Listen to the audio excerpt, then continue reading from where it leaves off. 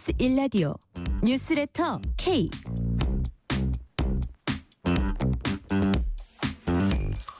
안녕하세요. 뉴스레터 K 진행하는 전종철입니다.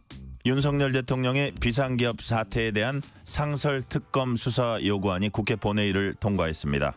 옆 본회의에선 윤석열 대통령 등 계엄 사태 관련 주요 인사 8명의 신속 체포를 요구하는 결의안도 채택됐습니다. 국민의힘은 이른바 질서 있는 조기 퇴진 방안으로 내년 2월 또는 3월 하야 방안을 검토하고 있고, 반면에 민주당은 탄핵 표결 추진 외에도 일반 특검과 상설 특검, 국정조사 등 3중 진상 규명에 나서기로 하면서 압박 수위를 높이고 있습니다. 혼란의 한국 정치 상황, 정치 토크 코너와 박명호 동국대 정치학과 교수 인터뷰에서 자세히 짚어봅니다. 문자샵 9730, 짧은 문자 50원, 긴 문자는 100원, 어플리케이션 콩으로 보내시면 무료입니다. 유튜브 KBS 1라디오 계정 채팅으로도 얘기 나누실 수 있습니다. 문자 보내주시면 추첨을 통해서 커피 쿠폰 보내드릴 테니까요. 여러분의 이야기도 많이 들려주세요. 뉴스레터 K 지금부터 시작합니다.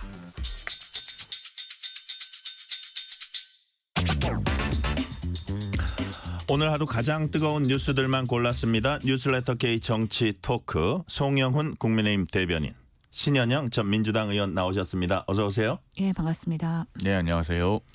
자, 지난주 화요일에 뵙고 일주일 만에 오늘 뵙습니다. 그러니까 사실은 수요일 밤에 그 일이 벌어졌죠. 그러니까 그때는 화요일 밤. 화요일 밤. 예. 그러니까 우리들이 만나고 헤어진 그날 밤이었죠.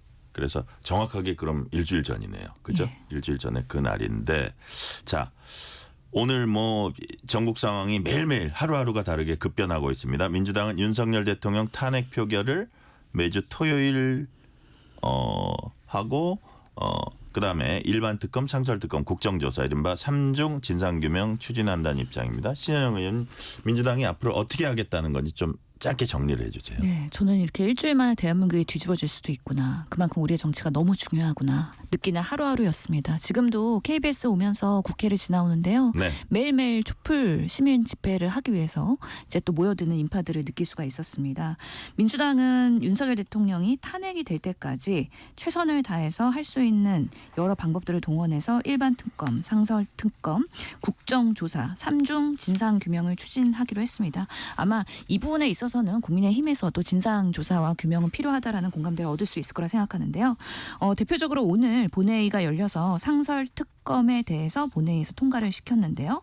당시에 자율 투표를 하면서 찬성하는 의원들, 특히 찬성이 210표 그리고 기권도 14표였기 때문에 이 부분에 대해서 무조건 국민의힘이 반대하지는 않았다라는 생각이 들고요. 실제로 상선특검은 대통령의 거부권을 요구할 수 없기 때문에 네. 윤석열 대통령의 그런 내란 수계, 그리고 김용현 국방부 장관, 그리고 박인수 계엄사령관, 한덕수 추경호 여인형 방첩사령관 등 그날의 12.3 사태에 대한 진상규명을 할 수 있는 상설 특검을 진행하기로 오늘 통과됐습니다. 그 외에도 12일 날 일반 특검을 안을 올리면서 윤석열 대통령의 내란 지휘 의혹, 계엄 선포 건의 의혹, 그리고 국회의원 체포, 가담 의혹들 관련한 특검을 진행할 것이고요. 국정조사를 통해서 경찰, 검찰, 공수처에서 지금 여러 조사들이 되고 있는데 그런 부분에 미진한 부분들 같이 보완할 수 있도록 국회가 국정조사도 할 예정입니다. 다 전방위적인 어떤 압박을 민주당은 지금 하고 있는데 그중에 역시 핵심은 탄핵입니다. 탄핵이라고 이제 보여지고, 오늘 상설특검 수사 요구안, 앞서서 한동훈 대표는 여기에 대한 찬성 입장을 밝힌 바가 있어요. 근데 오늘 투표 보니까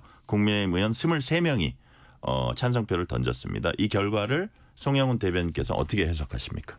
일단 상설특검이 됐든 네. 개별특검이 됐든 12월 3일 그 계엄 선포 사태의 진상을 규명하는 것에는 국민의힘은 당연히 반대하지 않습니다. 이건 철저하게 진상규명을 하고 그 네. 책임자들은 처벌을 해야죠. 그리고 그것에 관해서 사실은 방법에 있어서 국민의힘이 어떤 제한을 두려고 하는 의사는 전혀 없습니다. 그리고 아마도 그 개별특검법도 국민의힘 버전으로 발의를 하게 될 수도 있을 것 같습니다. 그런데 이제 그러면 오늘 상설특검이 이미 통과가 됐는데 네. 왜 개별특검법을 또 하느냐 이제 이것 좀 궁금하실 텐데요. 사실 지금 상설특검을 오늘 통과를 시켰습니다만 그것에 의하더라도 실제 특별검사가 임명된다고 한들 수사를 할 수 있는 시점은 빨라야 약 한 달 후입니다. 그러니까 아무리 특별검사를 빠르게 후보를 추천을 하고 그리고 그것에 관해서 대통령이 그걸 받아서 실제로 임명을 하더라도 상설특검법 10조 1항에 보면은 수사 준비 기간이 20일이거든요. 그리고 그 20일 동안에는요. 수사를 할 수 없다고 명문으로 되어 있습니다. 그러면 지금 이미 검찰은 수사가 이만큼 앞서 나가고 있잖아요. 지금 김영현 전 국방부 장관 아마 오늘 저녁에 구속될 가능성이 높을 텐데 그러면은 그 다음 단계로 뭐 윤 대통령을 곧 부르거나 할 수도 있습니다. 그러면요. 빠르면 한 달이나 한 달 반 사이에는요. 수사가 다 끝나 있을 수도 있어요. 사실은 그렇게 아주 오랜 기간이 소요될 만한 사건은 아닙니다. 그런 점에서 상설특검이 정말로 효용이 있을지는 조금 의문이에요. 그리고 민주당이 일단 상설특검을 통과를 시키긴 했는데 이 상설특검은 상설특검법에 보면은 파견검사 5명입니다. 근데 지금 그 검찰이 서울 동부지검에 구성한 특별수사본부는 서울 고검장을 필두로 해서 검사 20명이거든요. 그러면 수사 인력이 기본적으로 4배예요. 게임이 안 된다. 그런 점에서 사실은 검찰이 수사하는 것이 지금 현재 강력한 의지를 보여주고 있기 때문에 훨씬 더 효율적일 수는 있습니다. 그래서 만약에 정의 특검으로 이걸 정리를 해야 된다면은 개별특검법이 필요할 가능성이 있죠. 근데 이제 상설특검은 또 예를 들어서 대통령이 임명을 안 하면은 또 이게 진행이 안 되는 거 아니에요? 그 부분도 있습니다. 그러니까 2명의 특별검사 후보를 추천하게 되어 있잖아요. 그러면은 대통령이 그 중에 한 명을 골라서 임명을 해야 되는데 이걸 지금 그 민주당에서는 이상민 행안부 장관 사표 낸 것을 소극적으로 수리를 했다는 것 갖고도 대통령이 권한 행사하고 있지 않느냐 이렇게 문제를 삼아요. 그러면은 특검에 대해서 과연 임명행위를 하는 것은 또 다른 논란을 불러일으키지 않을 것이냐. 그다음에 그러면 임명을 안 하면 임명 간주 조항이 없거든요. 그러니까 임명 안 하면 예를 들면 뭐 연장자가 임명된 것으로 본다. 이런 규정이 존재하지 않아요. 그러면은 특별검사가 활동을 개시할 수가 없습니다. 그런 문제가 있어서 궁극적으로는 개별특검법이 필요할 가능성이 있어요. 그래서 제가 보기엔 민주당의 상설특검이 이게 아주 주안점은 아닌 것 같고요. 일반 특검도 있고 국정조사도 있고 경찰 뭐 공수처 수사도 있고 검찰 수사도 있기 때문에 뭐 여러 가지 중에 하나라고 보는데 그 송영우 대변인께 하나만 더 여쭤볼게요. 한 대표가 별도의 특검을 추진하겠다.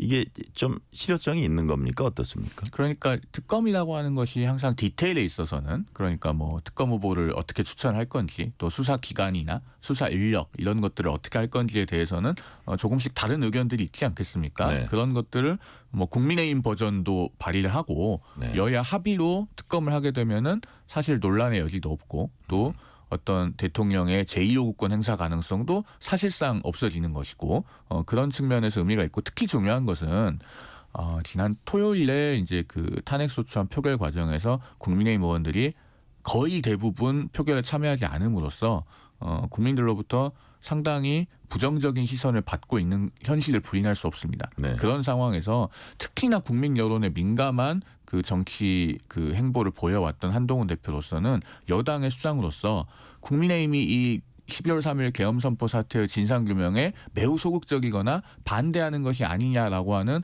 오해를 받지 않는 측면을 우려하지 않을 수 없다고 봅니다. 그런 점에서 이 진상규명에 찬성한다는 점을 분명히 하기 위한 특검법 발의의 의미도 있을 것이다. 제가 그렇게 풀이를 해드립니다. 자, 신현영 의원님 이런 여당의 움직임 이 평가는 짧게 해주세요. 다음 예. 주제가 더 중심이니까. 우선은 한동훈 대표는 뭐 한다 그랬다가 안 하는 게 너무 많아서 발의를 해봐야 진짜 하는구나. 그때까지는 좀 지켜봐야 될 것 같고 네. 본인도 그날의 체포 대상이었잖아요. 그렇기 때문에 이 부분에 있어서는 12.3 내란에 대한 제대로 된 규명과 진상조사 필요하다고 볼 겁니다. 그런 면에서 이 특검법에 대해서는 같이 여야 합의로 잘 통과됐으면 좋겠다는 바람입니다. 자, 국민의힘 전국 안정화 태스크포스가 윤 대통령이 2월 또는 3월에 퇴진하고 2달 뒤 각각 대선을 치르는 시나리오를 마련해서 한동훈 대표에게 보고한 것으로 알려졌습니다. 뭐 전국 수습 로드맵 초안이다라고도 이제 할 수 있다고 하는데, 자, 송영우 대변인, 민주당이 추진하는 어떤 탄핵 절차와 비교해서 이게 어떤 장점이 있습니까? 시간적인 예측 가능성을 확보하는 것이죠. 그러니까 지금 탄핵으로 가면요. 언제 결정이 나올지 사실 아무도 모릅니다. 우리가 박근혜 전 대통령 때의 전례만 생각해서 한 석 달이면 결론 나지 않겠느냐 하는데 지금 9명의 헌법재판관 중에 3명은 비어 있어요. 국회 선출목 3자리가 다 비어 있습니다. 그러면은 지금같이 여야가 첨예한 상황에서 그 3자리를 제대로 채울 수 있느냐. 그다음에 국회가 인사청문회 등등을 거쳐서 선출을 정상적으로 한다고 한들 그러면은 대통령이 직무정지된 상태에서 대통령 권한대행이 그 임명행위를 하는 것은 타당하냐에 대한 논란이 있을 수 있고 그다음에 임명을 한다고 하면 6명의 헌법재판관으로서는 뒤에 3명이 들어올 것이 예정되어 있는데 그러면 처음부터 심리를 속도감 있게 진행을 해야 될 것인가 아니면 3명이 들어올 때까지 기다릴 것인가 이런 여러 가지 불확실성이 존재합니다. 더더군다나 결정적으로 뭐가 있냐면요. 헌법재판소법 51조에 보면 그 탄핵소추 사유와 동일한 사유로 형사재판이 진행 중이면 네. 탄핵심판 절차는 정지할 수 있다는 조항이 있습니다. 실제로 정지된 사례가 있는 것이 최근에 서울고등법원에서 형사 2심 무죄 판결을 선고받은 손준성 검사 탄핵소추 사건이거든요. 헌법재판소에서 지금 절차가 정지되어 있습니다. 네. 그러면 윤 대통령도 내란죄로 그 기소가 될 경우에는 탄핵 심판이 정지되는 상황도 배제할 수 없어요. 이러면은 굉장히 시간적으로 불확실성이 크게 열려 있습니다. 그런 것보다는 네. 차라리 어느 시점을 특정해서 대통령이 그 시점에 물러나겠다고 국민 앞에 약속을 하고 실제로 그걸 이행을 함으로써 우리 정치의 예측 가능성을 확보하는 그런 차원에서는 이 안이 의미가 있다고 보여지는데 다만 이 안은 지금 현재 태스크포스가 초안 2가지를 보고를 한 단계이지 당에서 공식 입장으로 확정이 된 것은 아닙니다. 지금 네. 논의 중입니다. 자, 예를 들어서 신현영 의원님 이게 대통령 본인이 뭐 동의하는 문제도 있을 것 같아요.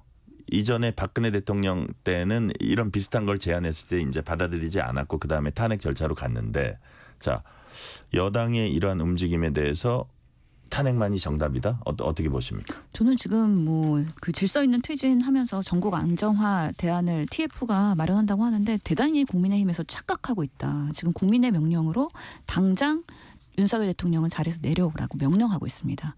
그러면서 타임라인을 정부 여당 특히 여당에서 자체적으로 정해갖고 통보한다 국민들한테 그게 과연 먹힐 거라고 생각하는지 상당히 지금 어떻게 보면 불필요한 삽질을 하고 있는 거 아닌가라는 생각이 들 정도로 왜 그러는 건지 이해가 될 수가 없고요. 오늘 의원총회 하면서 사실 보고를 하고 토론을 한다고 하는데 이런 타임라인이 국민들이 수용을 할 수 있을까? 지금 우리나라의 상황은 하루하루가 경제, 외교, 안보, 총체적 난국의 위기이기 때문에 지표들이 점점 떨어지면서 대외 신인도도 하락하고 있고요. 많은 분들이 지금 경제적으로 상당한 피해를 보고 있습니다. 송년회는 다 취소되고 있고요. 자영업자, 소상공인 더 힘들어지고 있고요. 그리고 주식시장 폭락으로 인해서 손해보는 많은 분들이 있고요. 이런 부분에 있어서 분노한 우리 국민들이 현장에 나와서 탄핵을 외치고 있는데 이런 타임라인으로 가능할 것이냐? 이것은 저는 가당치 않다고 보고요. 특히나 시행이 가능하겠느냐에 대해서도 부정적이고 야당을 설득할 수 있겠느냐에 있을 때도 부정적이고 국민 공감대를 형성할 수 있겠느냐에 있어서도 부정적이기 때문에 지금 하고 있는 행위들은 절대 여당에서 주도권을 갖고 해결할 수 없는 부분이라고 저는 생각합니다. 그러니까 야당과 만약에 합의를 하게 된다면 야당이 봐서 시기나 어떤 방식이나 이 받아들여서 하야가 확실하고 이런 게 담보된다고 하더라도 이거는 저 어떤 논의의 가치조차 없다 그렇게 보시는 만약에 거예요. 그런 걸 진정으로 원했다면은 여당 대표께서 야당 대표를 찾아와서 손을 잡았어야죠. 실제로 우리 12월 3일 그날 한동훈 대표를 본회의장으로 피신시킨 의원도 야당 의원입니다. 그래서 사실은 그 당시에 이재명 대표와 한동훈 대표가 악수를 했어요. 그게 사진으로 포착이 됐고요. 그 다음에 수습은 같이 했어야 됨에도 불구하고 지금은 전혀 그런 모습이 보이고 있지 않고 오늘 이재명 대표도 여야 같이 비상경제회의 제안을 했음에도 불구하고 전혀 묵묵부담이기 때문에 과연 지금 여당은 야당과 같이 수습을 하려고 하는 공동 파트너로서 인식하고 있느냐 했을 때는 매우 부정적이라는 생각이 듭니다. 자, 송영우 대변인 하실 말씀 있으세요? 그 우리 신현영 의원님께서 말씀하신 부분 중에 제가 굉장히 공감하는 부분도 있습니다. 저도 연말 모임이 몇 개 취소됐거든요. 지금 우리 자영업자들이 이 사태로 인해서 굉장히 많은 고통을 겪고 계시고 네. 또 국민들께서도 불안하고 계시는 현실을 저도 잘 알고 있고 그래서 이 문제를 빨리 정리해야 된다고 생각합니다. 그런 배경에서 나온 것이 이 태스크포스의 안이거든요. 그러니까 2월에 만약에 하야하거나 3월에 하야하는 그런 일정으로 가면요. 이게 아무리 시뮬레이션을 해봐도 탄핵소추보다 빠릅니다. 박근혜 전 대통령 때 9명의 헌법재판관이 모두 재직 중인 상태에서 탄핵소추가 출발했는데 네. 석 달 걸렸잖아요. 그러니까 그때 지금은 앞서도 말씀드렸듯이 세 자리가 비어 있어요.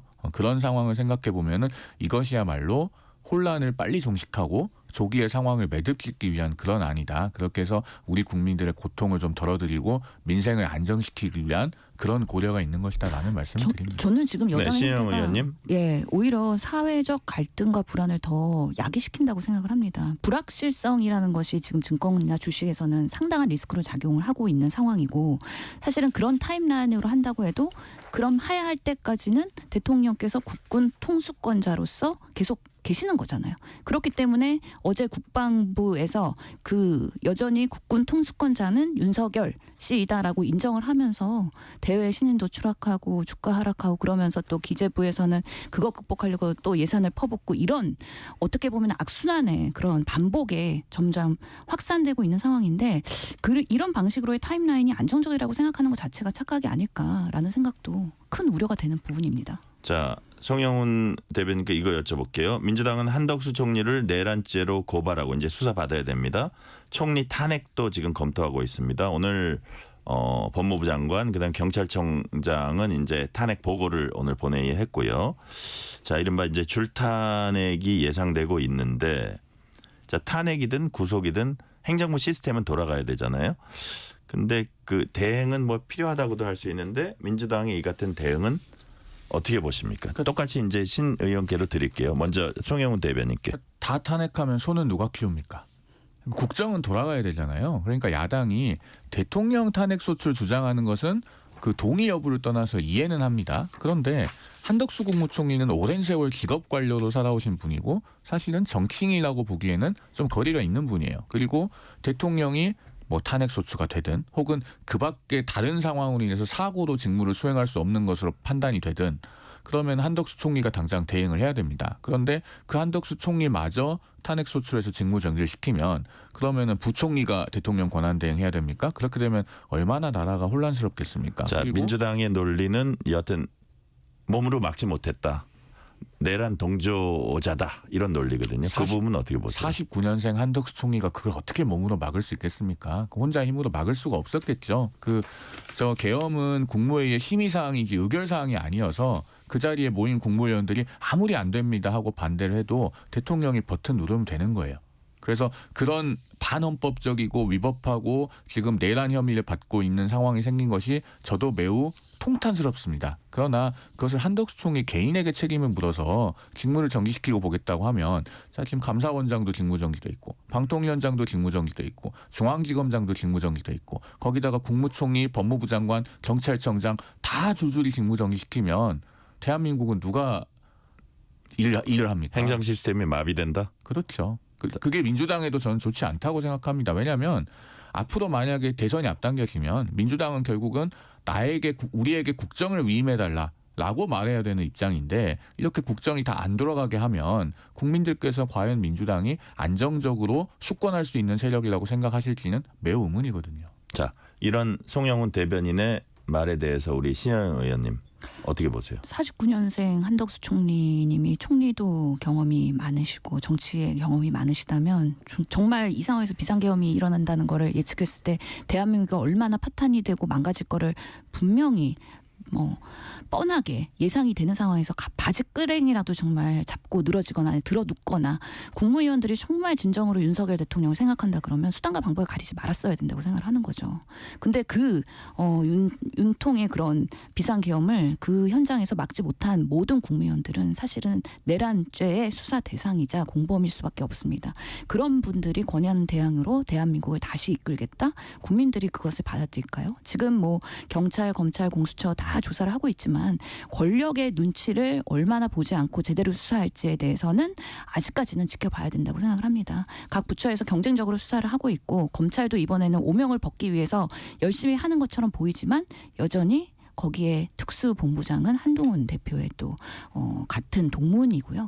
여러 가지 대한민국에 얽혀 있는 그런 수사와 기관의 독립성과 중립성을 보장하기 위해서라도 이번 정권에서 남은 기간 동안 뭔가 유종의 미를 거두겠다라고 하는 것을 국민들이 과연 받아들일 수 있을지, 이런 비상계엄으로 인한 내란은 정말 초유의 사태이기 때문에 사실은 저희도 겪어보지 못해서 그러면 권한대행 누가 해야 되는가, 그것이 현명한가에 대해서 참으로 이런 고민을 해야 되는 상황이 안타깝긴 하지만 적어도 한덕수 총리와 국무위원들이 그런 자리를 맡아야 된다는 거에 대해서는 공감하기 참 어렵다라는 생각이 듭니다. 근데 제가 짧게 한 말씀만 네, 짧게 해주세요. 드리고 갈게요. 네. 그 특수수사본부장이 한동훈 대표와 고교 동문이라는 점을 지적하셨는데, 한 고등학교의 졸업생을 다 합하면 얼마나 많겠습니까? 그걸 무슨 라인이라고 얘기하는 건 좀 맞지 않는 것 같고. 고등학교와 대학도 동문입니다. 설령 네. 서울대 법대는 동문이 엄청나게 많아요. 법조인 중에. 그 특정 고등학교 동문이어서 만약에 누구의 라인이라고 친다면 한동훈 대표야말로 그 체포 대상 명단에 들어있었는데, 그러면 정말로 검찰이 성역 없이 수사하겠네요. 저는 그렇게 생각합니다. 그렇지 않고요. 한동훈 대표가 사실은 마치 대통령의 직무정지가 당장 필요하다고 하면서 그 다음 날 사실 뭔가 대통령을 만나고 나서 야합을 한 듯한 메시지가, 입장이 바뀝니다. 그러면서 탄핵에 대한 투표가 부결도 아니고, 부결을 하기 위해서 국민의힘을 의원총회를 통해서 그렇게 투표를 못하게 한 여러 가지 그런 당론으로 정하는 당대표의 행태를 봤을 때는 정말 공정하게 지금 상황에서 제대로 수행하고 있는 거냐에 대해서는 상당히 그렇지 못할 가능성이 높다라는 국민들의 원망도 뼈아프게 들으셔야 된다고 생각합니다. 야합할 생각도 없고요. 야합이 안 되는 사이인 거 아시잖아요. 왔다리 갔다리 하는 여당의 당대표를 누가 믿겠습니까? 이번엔 제가 얘기하겠습니다. 이 얘기는 여기까지 하고, 자, 예산안 얘기해 볼게요. 방금 전에 4조 1,000억 원을 감액한 그 야당의 감액안만이 반영된 예산안이 국회 본회의를 통과했습니다. 내년도 예산 673조 3천억 원입니다. 먼저 그동안의 과정이 있었는데, 먼저 이재명 민주당 대표의 목소리부터 먼저 들어보시겠습니다. 우리 모두 불확실성 해소를 위해서 최선을 다해야 합니다. 정기국회 마지막 날인 오늘 우리 민주당은 예산안 처리를 끝내겠습니다. 예산은 국민 삶과 직결되어 있습니다. 역대급 내수 한파에 고용은 더 악화됐고, 생산, 소비, 투자 트리플 감소로 민생이 파탄 지경입니다. 신속한 예산안 처리가 현재의 불안과 위기를 해소하는 데 조금이나마 도움이 될 것입니다. 반면에 국민의힘은 3조 4천억 원을 증액한 예산안을 제안한 바 있습니다. 이제 통과하기 전의 얘기인데요. 이와 관련한 국민의힘 김상훈 정책위 의장 얘기 들어보시겠습니다. 민주당은 단독 감액안이 민생에 아무런 문제가 없다고 주장하지만 이는 거짓말입니다. 예비비의 경우 절반 수준으로 대폭 삭감해 2014년 수준으로 회귀하였습니다. 10년 전의 수준으로 회귀하였습니다. 물가 상승을 감안할 때 재난재해, 감염병 발생, 미국의 트럼프 신정부 출범에 따른 불확실성, 복지 분야 의무 지출 부족 등 민생에 예기치 못한 상황이 발생하였을 때 대처가 불가능할 것입니다.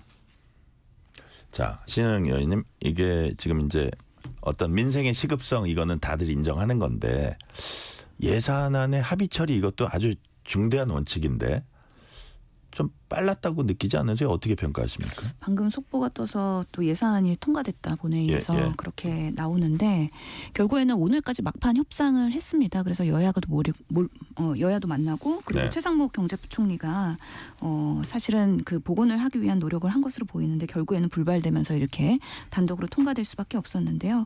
민주당의 논리는 그거였습니다. 지금 4조 1천억 원을 삭감한 만큼 민생 예산을 회복할 수 있는 안을 가져와라.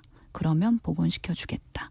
근데 오늘의 최상목 경제부총리의 주장은 아무런 안을 가져오지 않고 그냥 기존에 있는 걸 그냥 복원해 주세요 라는 입장이었다고 합니다. 그렇기 때문에 정부의 태도와 여러 가지를 봤을 때는 복원시켜주기 힘들다는 판단 하에서 오늘 그래도 시간에 맞춰서 단독 통과를 한 것이죠.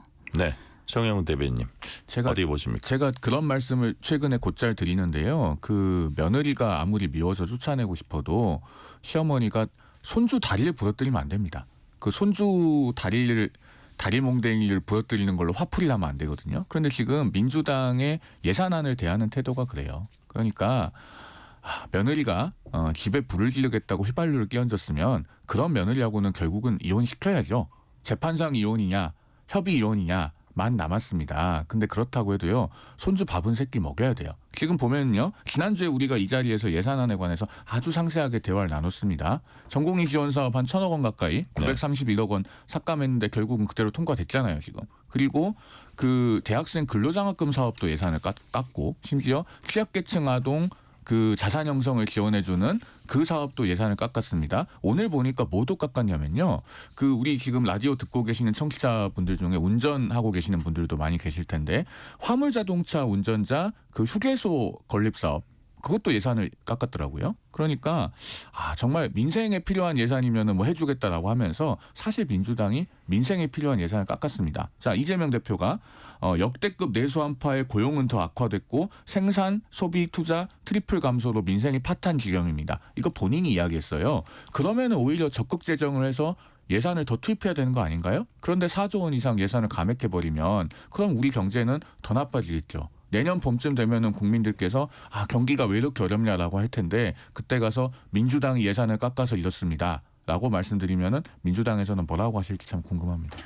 네, 신영 의원님 말씀하셨으니까 짧게만. 네, 그 분석을 한 보고서에서 나라살림연구소의 분석을 보면 25년에 정부가 가져온 예산안에 보면 실제로 민생 예산도 많이 깎인 상태에서 왔다. 그래서 단순히 민주당만 깎은 것이 아니라는 건데요.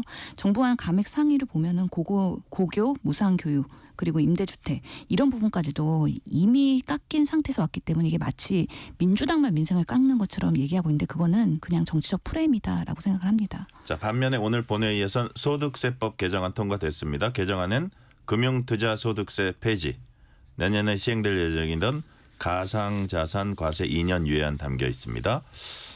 정영 대변인 어떻게 보면 여야 간 합의가 이뤄진 부분이라고도 볼 수 있네요. 그렇죠. 금투세 폐지는 그동안에 이제 한동훈 대표가 국민의힘 대표가 되고 나서 아주 지속적으로 이 문제를 집중적으로 환기해왔던 것 아니겠습니까? 그렇게 해서 결국은 민주당의 입장 변화를 이끌어냈고 오늘 이제 여야 합의에 의한 금투세 폐지 소득세 법안이 통과가 됐죠. 그리고 가상자산 과세 2년 유예도 역시나 한 대표가 주장을 했고 민주당에서 결국에는 입장 변화가 있었습니다. 그런 것들에 대한 성과가 있었는데 지금 그런 것들을 힘주어서 말씀드릴 수 없는 상황이 된 것이 참 안타깝고요.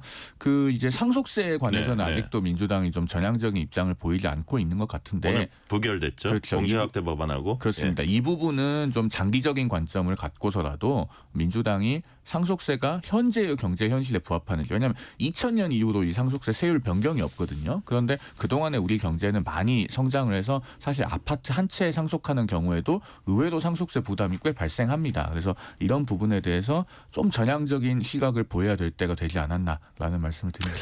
지금 우리가 다루는 이 뉴스도 상당히 큰 뉴스인데 이 뉴스가 지금은 왜 이렇게 작아 보이죠? 자, 신영 의원님 요 세법 개정안 한번 묶어서 한번 정리를 해주세요. 대한민국의 명운이 왔다 갔다 하는 정말 그런 정치적인 하루하루이기 때문에 정말 이 상법 개정안에 대해서도 감세 정책이 가능하겠느냐에 대해서 조금 더 토론해봐야 된다고 생각합니다. 여전히 부자 감세라는 비판이 있는 상황이고요.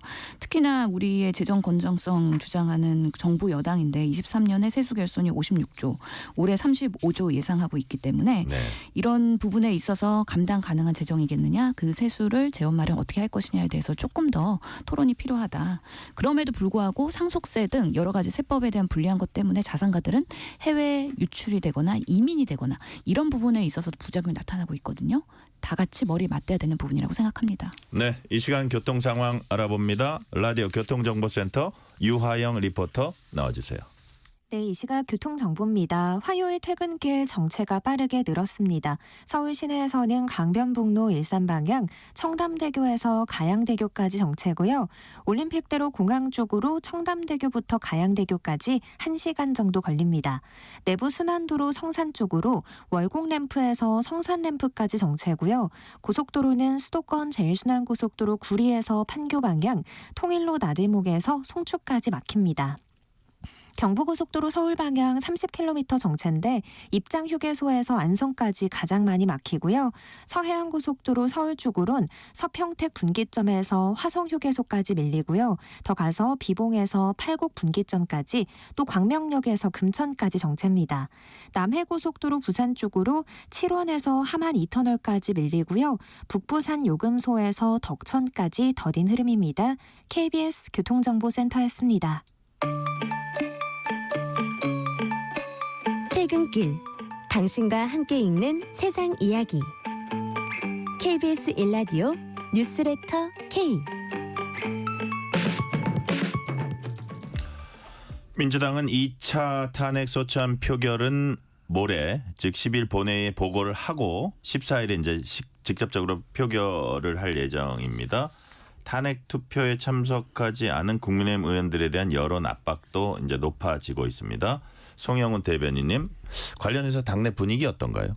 지금 딱 짚어서 한마디로 말씀드리기가 참 어려운데요. 네. 당내에서 고민도 많고 논의도 많은 그런 상황입니다. 그리고 네. 오늘 이제 그 울산 남구의 김상욱 의원 예. 본인은 토요일 탄핵소추 표결에 참여를 할 거고 본인은 찬성표를 던지겠다 이렇게까지 지금 기자회견을 그렇죠. 하지 않았습니까? 그리고 지난번처럼 탄핵 표결에 불참해서는 안 된다라고 하는 의원들의 목소리가 계속 나오고 있습니다. 네. 배현진 의원 같은 경우에도 표결에 참여하겠다고 SNS에 올렸죠. 네.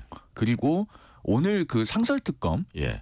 표결할 때 20여 명의 국민의힘 의원들이 들어가서 찬성표를 던졌습니다. 예. 그런 지금 움직임이 있어서 아마도 토요일에는 표결에는 참여하는 쪽으로 가지 않겠는가 하는 관측이 있는데 예. 다만 아직까지 뭐가 똑부러지게 정해진 건 아니어서 제가 대변인으로서 지금 당의 입장이 어떻다 이렇게 말씀드리기는 조금 앞서가는 측면은 있습니다. 지금 송영훈 대변인 말씀하신 김상욱 의원, 배현진 의원, 거기에 이제 기존의 안철수, 조경태, 김혜지 의원만 하면 벌써 5명이거든요.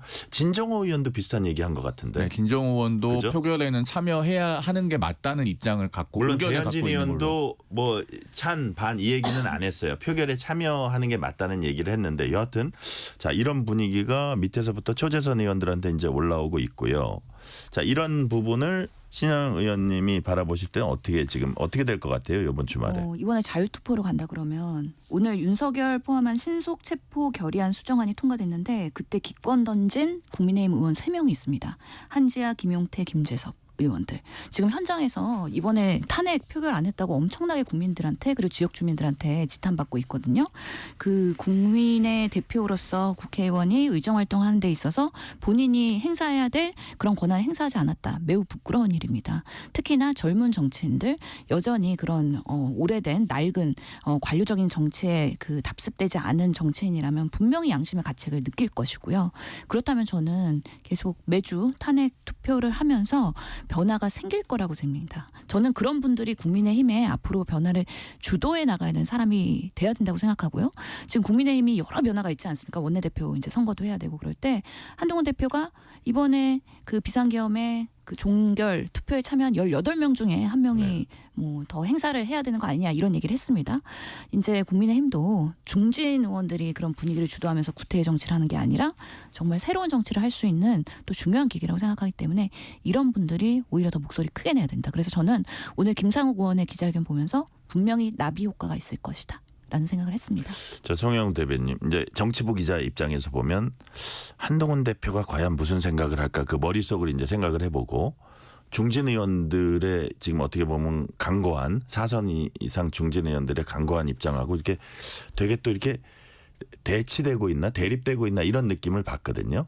이런 가운데 이것과 이제 연결되는 거니까 후임 이제 국민의힘 원내대표를 뽑아야 됩니다. 12일인가요? 오늘 4선 이상 중진 의원들이 권성동 의원을 추천을 했습니다. 한동훈 대표는 부정적 입장을 보였어요. 야, 이런 부분도 이런 탄핵 표결이나 이런 당의 어떤 결정과 분명히 관련이 있어 보이는데 어떻게 보십니까? 어떻게 해석해야 돼요? 아무래도 지금 원내대표 선출 절차가 진행 중이기 때문에 네. 뭐 앞서 나가서 예단을 하기는 좀 곤란한 측면이 있습니다만 다만 저는 개인적으로는 그렇게 생각합니다. 지금 상황에서 원내대표를 누구를 추대를 하는 것은 좀 맞지 않는 것 같아요. 네네.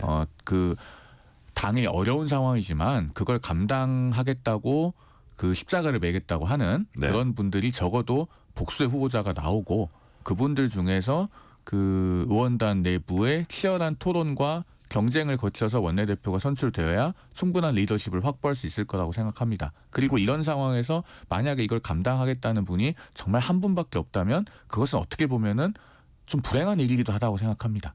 이런 어려운 시국에. 정말 내가 자청해서 이걸 삼선의 모 의원이 오늘 포기했다 그러던데. 그러니까 이걸 내가 자청해서 하겠다라고 하는 분이 그래도 둘 이상은 있어야 네. 좀 희망적이다라고 얘기할 수 있지 않겠나 싶은 생각이 들고 지금과 같은 특수한 시국에는 비록 원내대표가 의원단의 대표라고는 하지만 네. 그 당의 얼굴이 되는 측면이 있지 않습니까? 당대표 아울러. 그러면은 국민들께서 어떻게 보실 것인가라고 하는 부분도 저희 당의 원내 의원님들께서 좀 신중하게 헤아려 주셨으면 하는 개인적인 바람이 있죠. 그러니까 신현영 의원님, 예. 저 국민의힘 입장에서는 과연 이번 주말 탄핵 표결에 찬성하냐 반대하냐 이런 부분을 결정하는 게 되게 중요한 것 같아요. 어떤 결정으로 가든. 자, 지금 그 원내대표 권성동 의원 추천, 한동훈 대표는 부정적 입장. 이런 모습은 어떤 식으로 지금 해석을 하십니까? 와, 진짜 당내 분열과 갈등이 극한에 다다르겠구나라는 그래요? 생각이 들고 또 이번 표결을 통해서 어떻게 분열될지 모르겠다라는 생각이 듭니다. 또 오늘 뭐 그 보도에 의하면 유튜버 구구 유튜버인 것 같은데요. 그분이 김민전 최고한테 한동훈, 안철수, 김혜지, 김상욱 징계해달라고 그렇게 해서 본인이 징계 요청서 넣겠다라는 그런 보도가 있었습니다. 그만큼 국민의힘에서도 보수가 정말 건전한 보수로 갈 것이냐 아니면 기존에 있는 기득권 전당을 수소화하는 방향으로 갈 것이냐에 대해서 이견들이 너무 많기 때문에 이 부분에 있어서 꼭 정리하고 갈 필요가 있다는 생각이 드는데 저는 그래도 새로운 정치, 변화 쇄신을 추구하는 그런 세력들이 좋은 정치를 할 수 있도록 응원을 하고 싶습니다. 네. 뉴스레터 K 정치토크 송영훈 국민의힘 대변인, 신현영 전 민주당 의원과 얘기 나누고 있습니다. 자, 이 대목에서 국회 국방위원회가 오늘 그 전체회의 열고 현안 질의를 했습니다. 계엄을 논의한 경위, 중앙선관위에 병력 투입한 과정, 배경, 주요 정치인 체포 계획 여부 등을 이제 그 장성들한테 구체적으로 물었는데, 자, 신현영 의원님, 군 관계자들이 어떤 짓을 했는지 가장 중요한 것만 한두 가지 좀 찝어주세요. 네, 지금 국방위에 출석한 군 관계자 일부는 눈물까지 보였습니다. 정말 본인들도 부당한 지시에 대해서 어디까지 협조를 해야 되느냐에 대해서 그날의 공포, 트라우마를 갖고 있는 걸로 보입니다. 크게 두 가지죠. 그날에 비상계엄이 떨어졌을 때 국회를 점거하고 그다음에 선관위를 점거하라는 두 개의 오도가 나왔기 때문에 관련된 군 관계자들이 나왔고요. 결국에는 국회에 대해서 본회의장에 150명의 의원을 넘지 말라고 지시한 분이 네. 김용태 전 장관이고 이것을 특전사령관을 통해서 707 부대에 전달하는 과정에 대해서 그 진술이 되었고요. 선관위에 대한 그 서버 확보에 있어서도 여인영 방첩사령관의 지시로 인해서 국군 방첩사령부 제1처장이 나와서 그 관계 그리고 지시사항과 이행 상황에 대해서 그런 보고를 하면서 의원들의 질문을 받았습니다.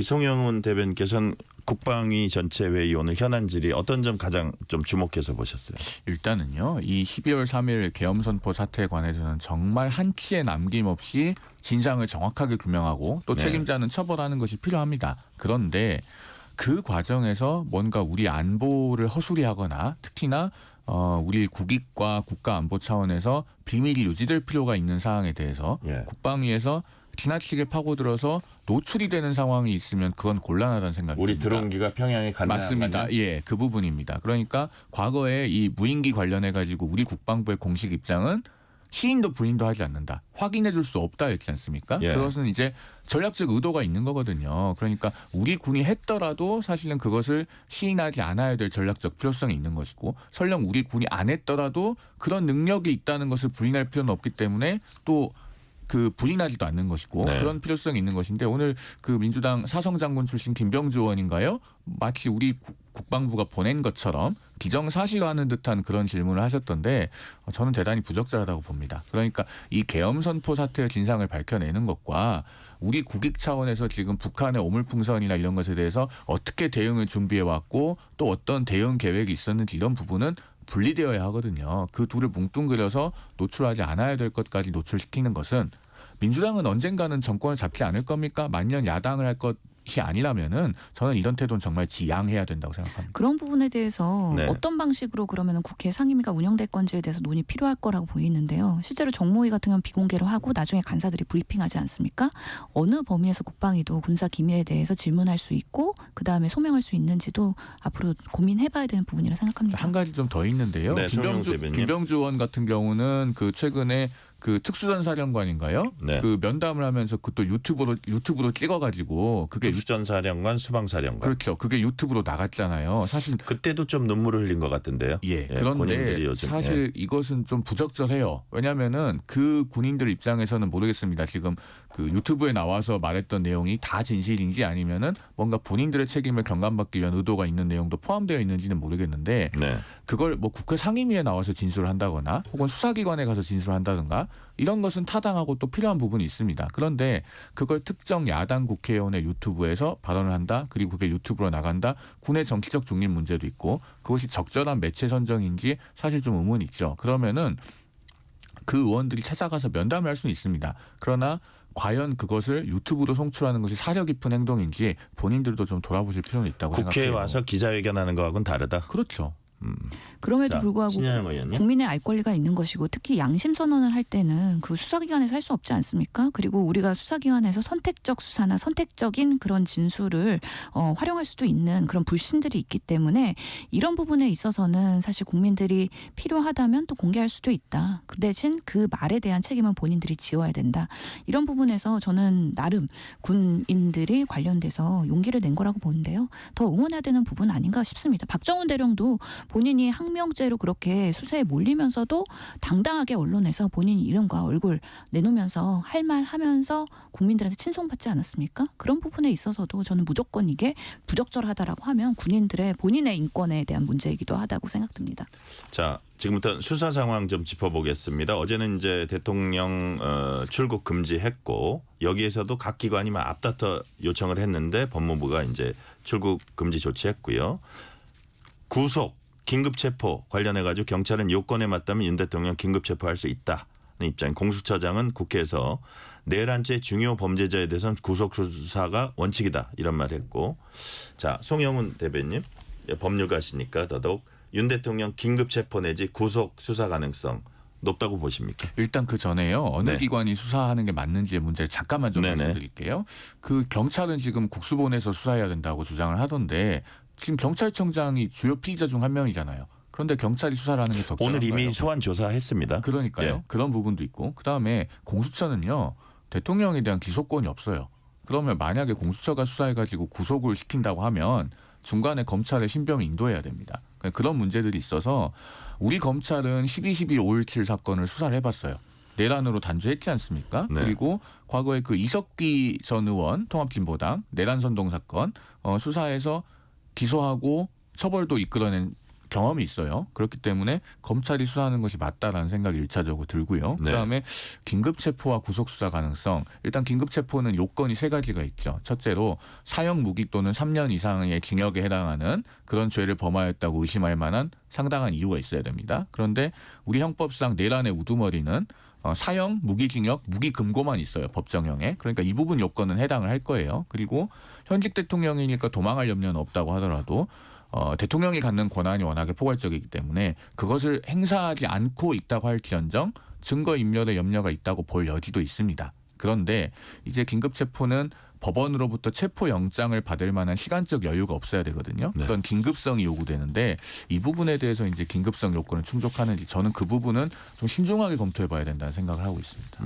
자 신영 의원님은 이 부분 어떻게 보세요? 예. 구속 여부, 긴급 체포 여부. 오늘 김용태 전 국방부 장관이 구속될 가능성 김용현 예, 예. 김용현 국방부 장관 구속될 가능성 높은 상황에서 사실 그 영장 청구의 내용을 보면은 윤석열 대통령은 내란 수괴라는 용어가 포함이 되어 있기 때문에 그 다음 수사는 당연히 윤석열 대통령한테 갈 수밖에 없다. 그러면서 구속 수사가 정당하지 않을까에 대한 국민들의 목소리가 있을 것이고 그것을 바탕으로 해서 법적인 검토를 할 거라고 봅니다. 그래서 저는 지금 하루하루가 지나가고 있는 것이 다 증거 인멸의 시간들이라고 보거든요.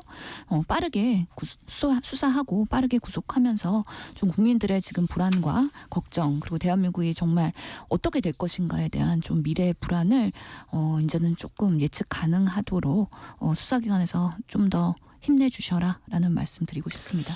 이건 약간 기술적인 문제이기도 한데 여하튼 이제 지금 한덕수 총리 엄밀한 의미의 대행 체제가 아니고 대통령이 사실상 직무를 안 하고 있긴 하지만 법적으로는 직무가 지금 유지되고 있는 상황이잖아요. 근데 대통령이 만약에 구속이 되면 그게 이제 일종의 사고에 해당하느냐 해서 명실상부한 대행 체제로 봐도 되느냐 이런 부분이 있어요. 그건 짧게 한번 설명해 주세요. 사고로 봐야죠. 그래요? 헌법 71조에서 말하는 사고로 봐야 됩니다. 구속이 된다고 해서 우리가 그 직을 바로 상실하는 건 아니기 때문에 일단 권위가 아닌 건 분명해요. 그런데 구속이 되면 정상적으로 직무 볼 수 없잖아요. 네. 대표적으로 대통령이 해야 될 중요한 역할 중에 뭐가 있습니까? 국무회의 의장입니다. 그리고 우리 국무회의는 헌법 87조에 보면은 1호부터 17호까지 쭉 국무회의 심의사항이 어떤 것들인지 나와 있습니다. 네네. 국가의 웬만한 정책들은 다 국무회의 심의를 거쳐서 가야 됩니다. 그러면은 대통령이 옥중에서 국무회의 할 수 있습니까? 안 되잖아요. 그러니까 어떻게 봐도 정상적인 직무 집행이 불가능한 상황이어서 그건 사고라고 봐야 됩니다. 구속과 동시에 국무총리가 권한대행한다고 봐야 될 거고 아마 이 부분에 대해서는 대다수의 헌법학자들의 견해가 일치하지 않을까 생각됩니다. 네. 이 부분도 의견이 되게 의원님? 분분해서 사실 법적인 해석이 다르더라고요. 사고라고 하면은 헌법에서도 질병 요양 탄핵 수추에 의한 권한 정지 등으로 이렇게 되기 때문에 이 부분에 해당되지는 않아요. 사실은 그렇기 때문에 명백하게 탄핵 소추라는 것을 민주당에서는 요구하고 있는 것이고요. 이 사고에 해당되느냐 안 되느냐에 대해서도 상당한 논란이 그동안 있었습니다. 그렇기 때문에 옥중에서 뭔가 대통령 직무를 수행하는 거 아니냐. 왜냐하면 옥중에 있더라도 구속 수감이 되더라도 무죄 추정의 원칙에 의해서 이 사람이 범죄자라고 죄인이라고 해서 그 직위를 박탈할 가능성이 있느냐 이런 부분에 대해서 오히려 사회적 혼란과 분열 갈등이 일어났기 때문에 저는 이런 부분보다는 빠르게 직무를 정지할 수 있는 헌법에 근거한 그런 방식으로의 대응이 꼭 필요하다. 그것이 탄핵이지 않나라는 생각을 합니다. 자, 신영 의원님 하나 더 여쭤볼게요. 경찰 특별수사단이 조지호 경찰청장 이제 소환 조사를 시작했고요. 경찰은 아울러서 비상겸 국무회의 참석자 전원에게 소환 통보했습니다.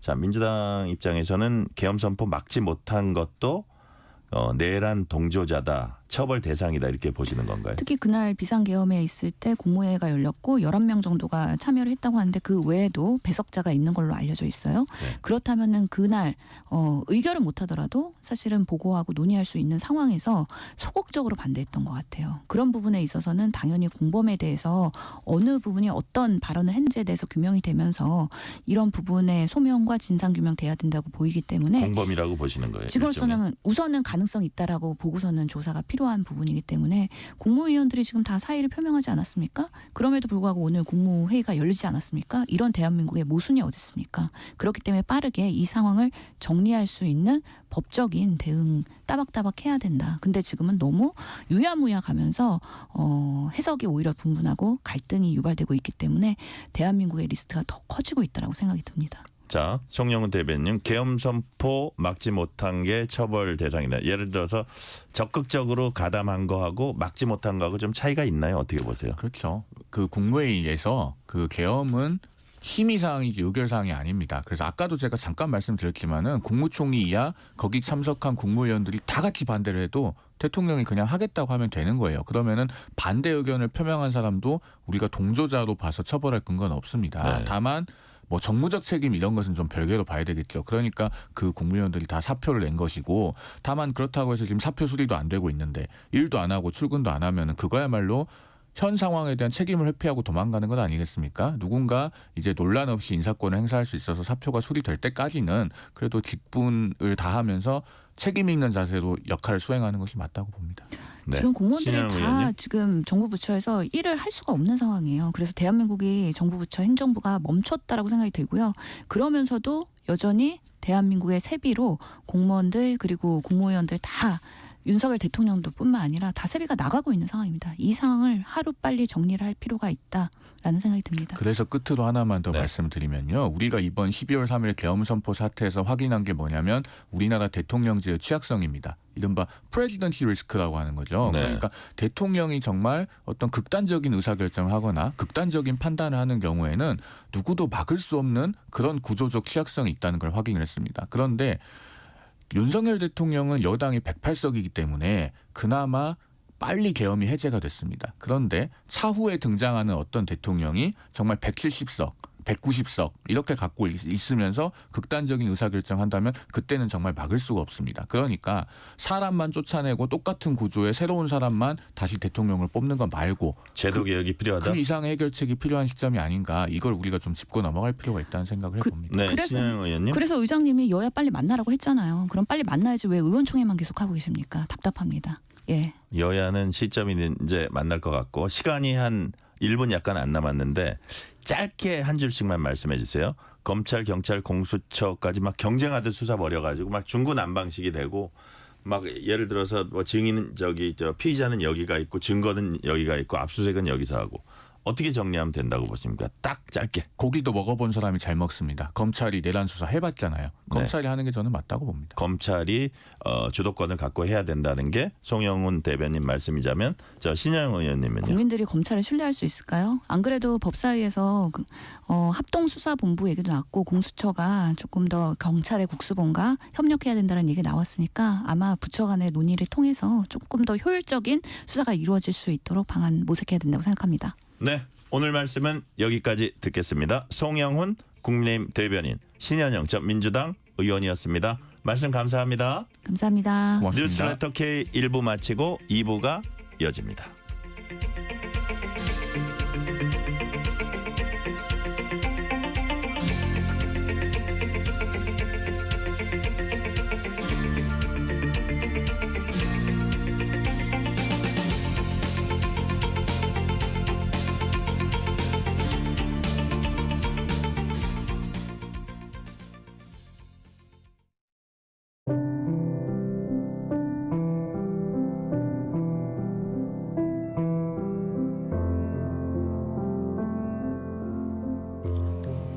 KBS 라디오 연중기획 희망충전 대한민국 616번째 이야기. 안녕하세요. 아나운서 유지원입니다. 10살 경진이는 따뜻한 물이 나오는 집에서 사는 게 소원입니다. 할머니와 아빠, 엄마, 동생까지 5명이 지내는 지금의 집은 너무 낡고 열악하기만 한데요. 심하게 갈라진 외벽과 검은 곰팡이가 가득한 천장. 추운 새벽 문틈으로 들어오는 칼바람은 경진이의 어깨를 더 움츠러들게만 합니다. 아빠와 엄마는 온종일 버섯 농장에서 일해보지만 5 식구가 생활하기엔 턱없이 부족한 수입. 오늘도 하얀 입김이 나는 화장실에서 찬물로 세수를 하고 외투를 껴입은 채 잠을 청하는 경진이. 빨갛게 얼어버린 경진이의 작은 2 손이 애처롭기만 합니다. 힘겨운 겨울을 보내고 있는 경진이 가족을 위해 여러분의 사랑과 온기를 보내주세요.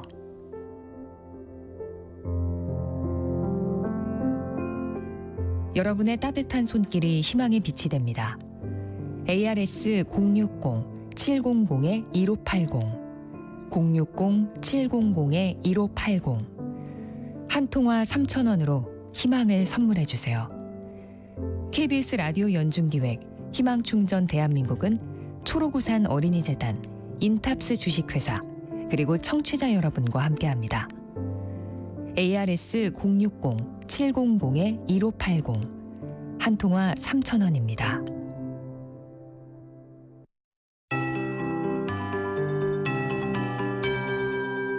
KBS 58분 날씨.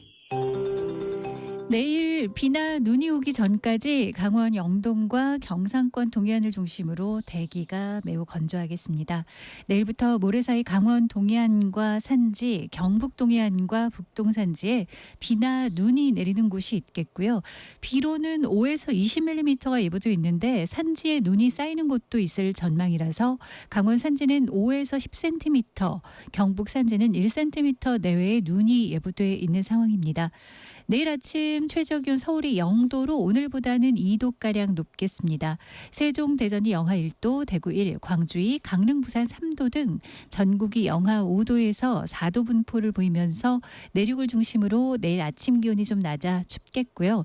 내일 낮 기온은 서울이 7도로 오늘과 비슷하겠습니다. 대전이 8도, 광주 9, 대구 10, 부산 12도 등 전국이 6도에서 12도 분포 보이면서 평년과 비슷하거나 조금 높겠습니다. 금요일부터는 서서히 기온이 다시 떨어지겠습니다. 주말 휴일은 이번 주 중 또 가장 추워지는 단계가 되겠고요. 내일 오전에 경기 남부나 세종, 충북 등 일부 중서부 지역은 국내 발생 미세먼지로 인해서 대기질이 좋지 않겠고요. 다른 지역은 무난하겠습니다. 현재 서울 기온은 4.5도입니다. 기상청에서 KBS 58분 날씨 최영우였습니다.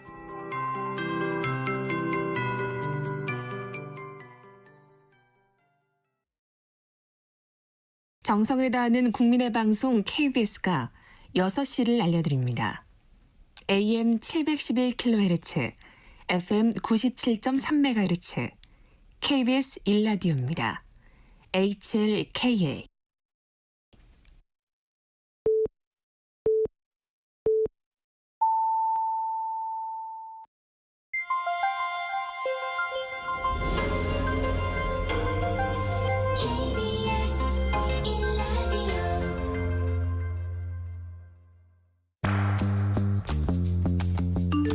여러분은 지금 퇴근길 시사편지 한 장, KBS 1라디오 뉴스레터 K를 듣고 계십니다.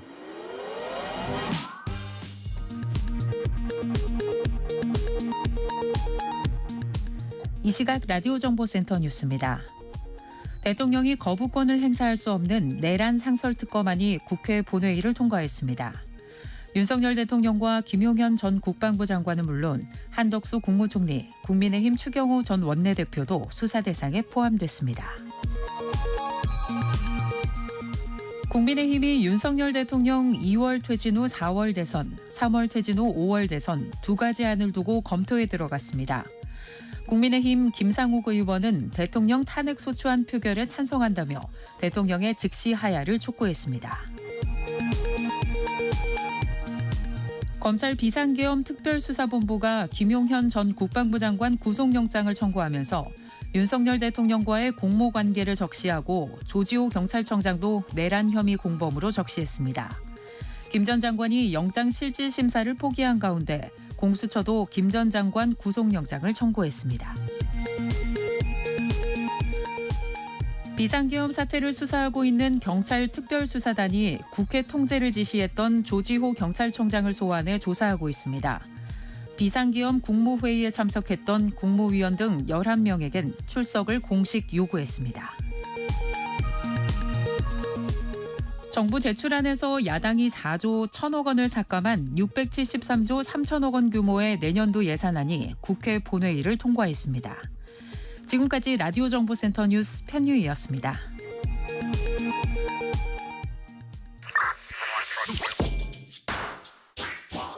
뉴스의 진수를 보여주는 인터뷰, 뉴진수.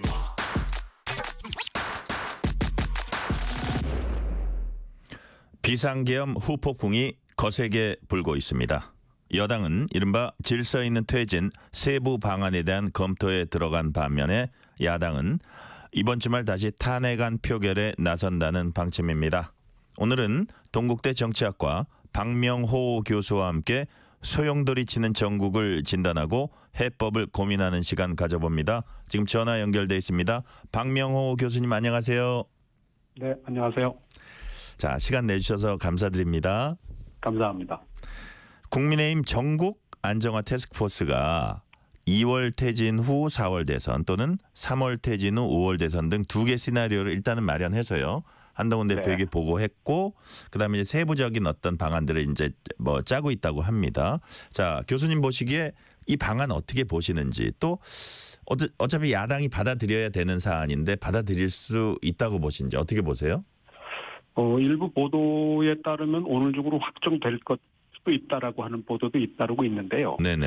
그 두 가지 포인트가 핵심이 아닐까 생각이 됩니다. 일단은 여권에서 여당에서 공식적으로 처음으로 퇴진 시점을 구체화했다라는 거죠. 2월 퇴진, 3월 퇴진. 네네. 각각 퇴진으로부터 2개월 후에 대선을 치르는 셈이 됐고 또 하나는 이제 탄핵보다 빠른 퇴진이라는 데 초점이 있지 않나 생각이 됩니다. 네.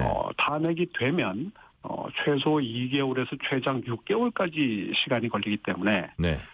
최장 기준으로 보면 그 탄핵했을 때 대통령 퇴진 시점보다 좀 빨라야지 야당이나 여론이 좀 호응을 하지 않겠느냐는 데 초점을 둔 것 같고요. 네네. 문제는 2월 퇴진이든 3월 퇴진이든 지금 야당이나 그 시민들이 또 대부분이라고 할 수는 없겠지만은 그 여론에서 요구하는 그 퇴진 시점이 최소한 2개월 더 간다라고 하는 측면에서 보면 네. 이걸 과연 말씀하신 것처럼 야당이 받아들이겠느냐 그리고 여론이 어떻게 반응하겠느냐가 관건일 것 같은데 네. 단언키는 어렵지만은 야당에서는 이거를 받아들일 그 준비나 의사가 없지 않겠나 그렇게 생각합니다. 네. 자, 그렇다면 당장 이번 토요일이 어떻게 될까가 이제 사실 관심입니다. 이번 토요일에 이제 두 번째 탄핵 표결이 예정돼 있는데 오늘 상황을 보니까 여당 내 상황이 좀 심상치 않아요. 뭐 맞습니다. 배현진 의원까지 김상욱 의원, 배현진 의원. 그 이전에 있었던 뭐 김혜지 의원이 있었다고 치고 안철수, 조경태 뭐 거기다가 사격 선수 출신 진정호 의원까지 다 합치면 이게 심상치 않은 상황인데 이런 것들이 조금씩 당내에 특히 소정파 의원을 중심으로 이제 번져가고 있는 이런 형국인데 결국은 한동훈 대표 머릿속도 복잡할 것 같습니다. 지금 당내 상황은 어떻게 진단하고 계십니까? 글쎄요, 지금 뭐 백화제방격으로 다양한 방안들이 나오는데 말씀하신 것처럼 이제 이번 토요일 14일에 이제 두 번째 탄핵 표결이 이제 이루어질 걸로 예상이 되지 않고 있습니까? 네네. 근데 그렇게 보면은 지난번에 찬성했던 3명의 의원에다가 5명이 더 필요한 상황이 되는데 네. 말씀하신 것처럼 일단 일부 의원들이 투표 참여 의사를 보이고 있고 물론 배현진 의원 같은 경우에는 참여하겠다고는 했지만 찬성이라는 말은 하지 않은 것 같고요. 그렇죠. 표결 참여. 조경태 의원 같은 경우에는 아마 찬성 쪽으로 다시 선회할 수도 있는 걸로 보여지는 것 같고, 네네. 또 주목되는 의원들이 이제 오늘 그 본회의에서 통과된 신속체포 결의안에 반대하지 않고 기권한 3명의 의원들이 아닌가 생각이 됩니다. 네. 김재석, 한지아, 김용태 의원 등 이른바 소장파로 분류될 수 있는 의원들인데 네. 최근에 이 흐름들을 보면 상당한 여론의 압박과 부담을 좀 느끼고 있는 것이 아니냐. 네. 따라서 정국안정 태스크포스에서 제안한 이 내용 갖고 과연 이들이 표결에 불참하거나 또는 참여하더라도 반대표를 던질 만한 충분한 명분을 제공하고 있는 것이냐에 대해서는 약간 좀 의문이 남는 상황이라서 네. 또 그 원내대표를 또 새로 선출해야 되는 문제까지 겹쳐 있는 상황이다 보니까 이 국민의힘 상황이 좀 더 걷잡을 수 없는 이 통제불능의 상황으로 들어가는 것이 아닌가 좀 걱정되는 대목입니다. 아마 그 부분에서 의원들이 가장 심각하게 생각하는 게 아마 민심인 것 같고 또 약간 경제적인 어려움이랄까요?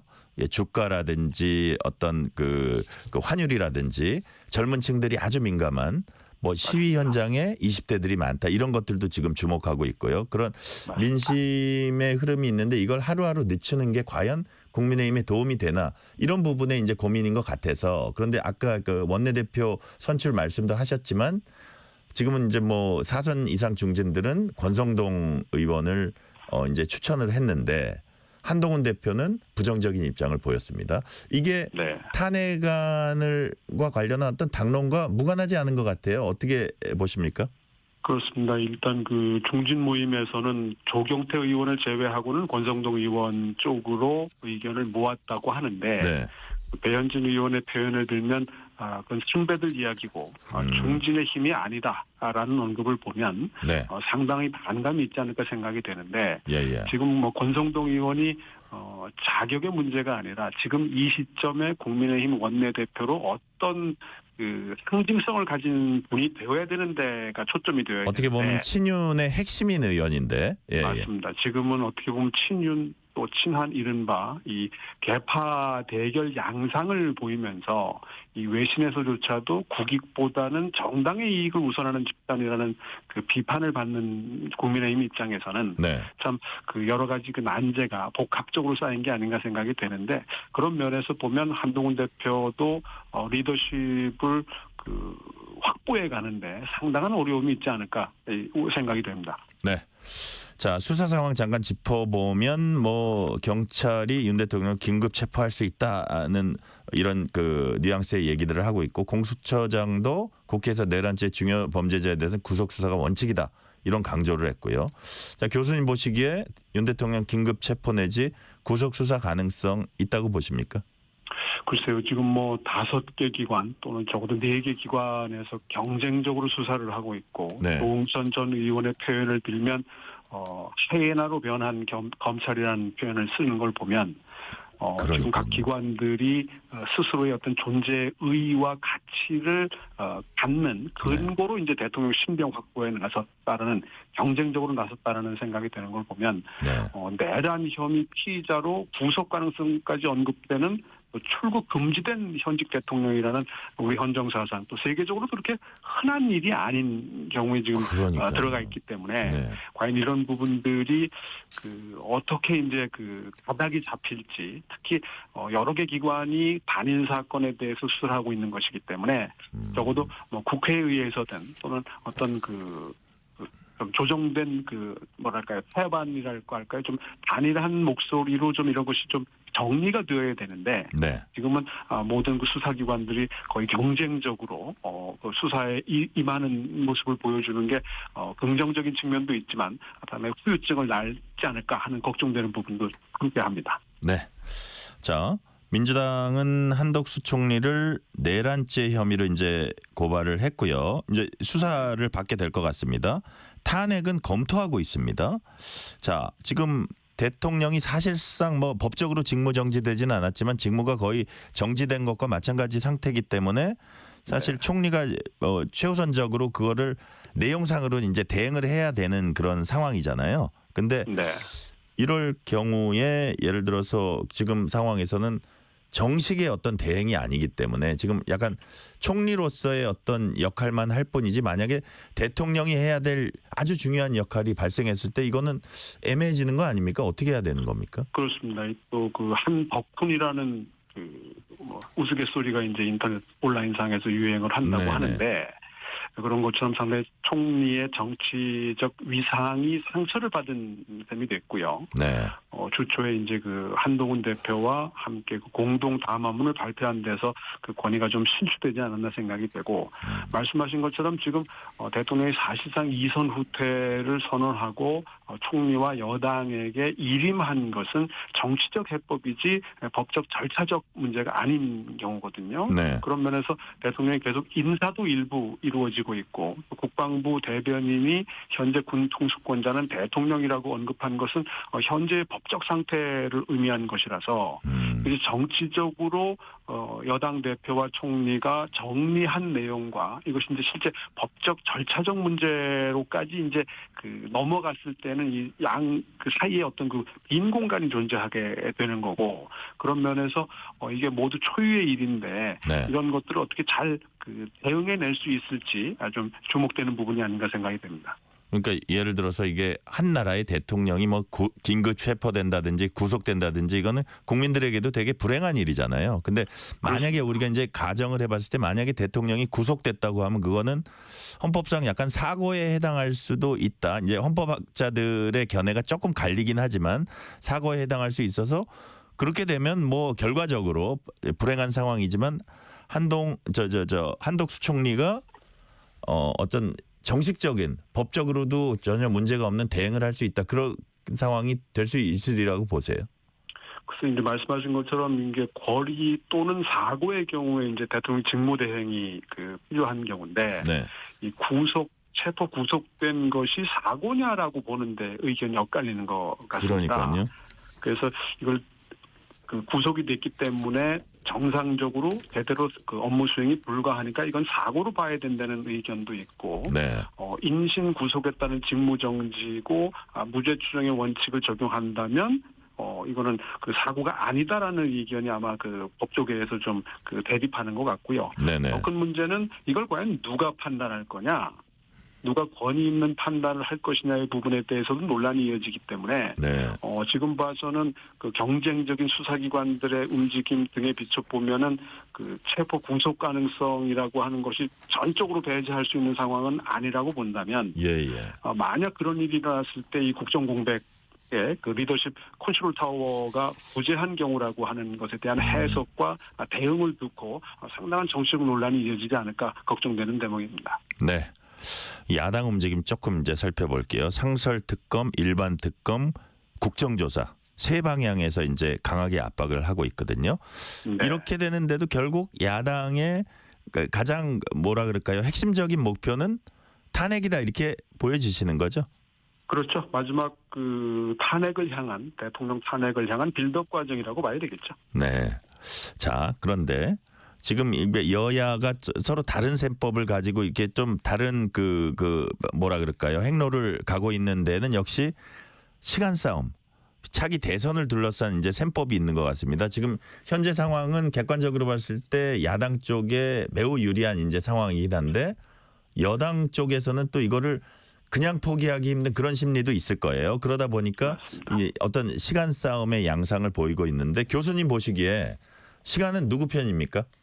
글쎄요. 시간은 오늘 시점에서 보면 야당 편이라고 봐야 될 텐데, 네.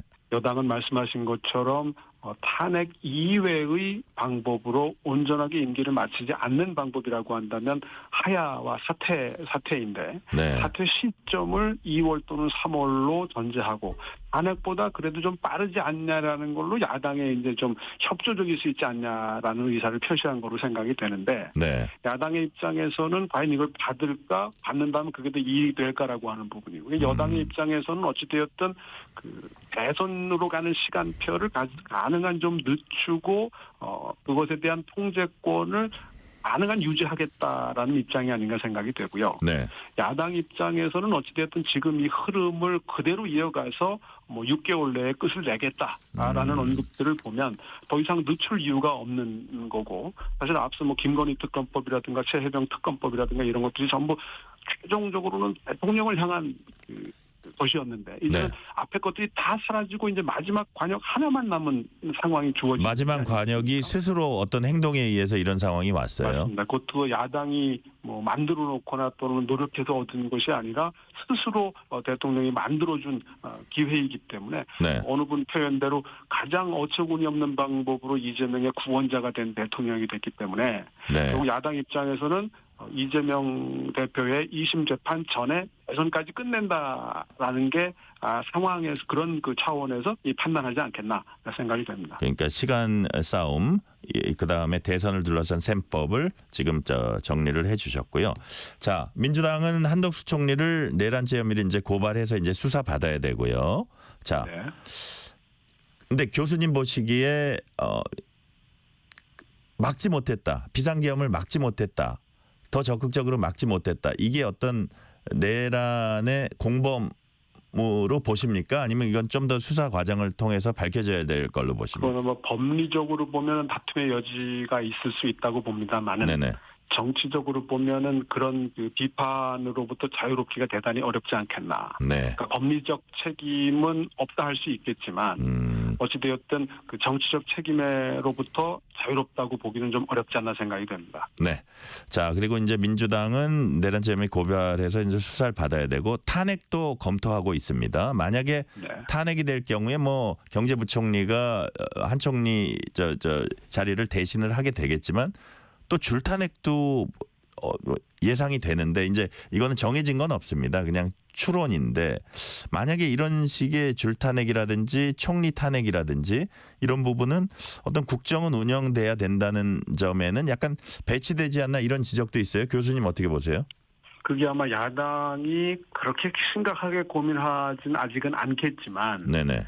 그 다음에 어떻게 보면 대선에서 가장 유리한 고지에 있다고 볼 수 있는 이재명 대표와 민주당의 입장에서 보면 국민들에게 좀 더 안정감을 보여줘야 된다는 부담이 좀 있지 않을까 생각은 되는데 네. 오늘 시점에서 보면 적어도 그건 우선순위에서 좀 밀려있지 않나 생각이 되고요.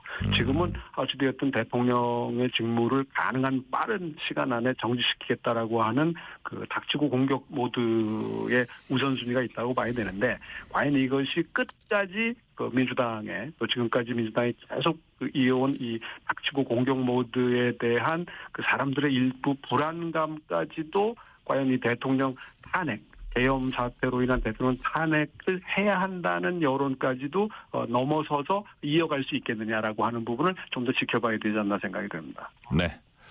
자. 여야 원로들도 뭐 모여가지고 얘기를 한다는 얘기도 있고요. 그다음에 이제 뭐 정의화 국회의장 같은 분들도 자기 입장을 조금씩 내고 있는데 교수님 보시기에 이런 원로들의 얘기들 중에 좀 우리가 귀담아 들을 수 있는 부분 조금 최근에 주목해서 보신 부분 있는지 모르겠어요.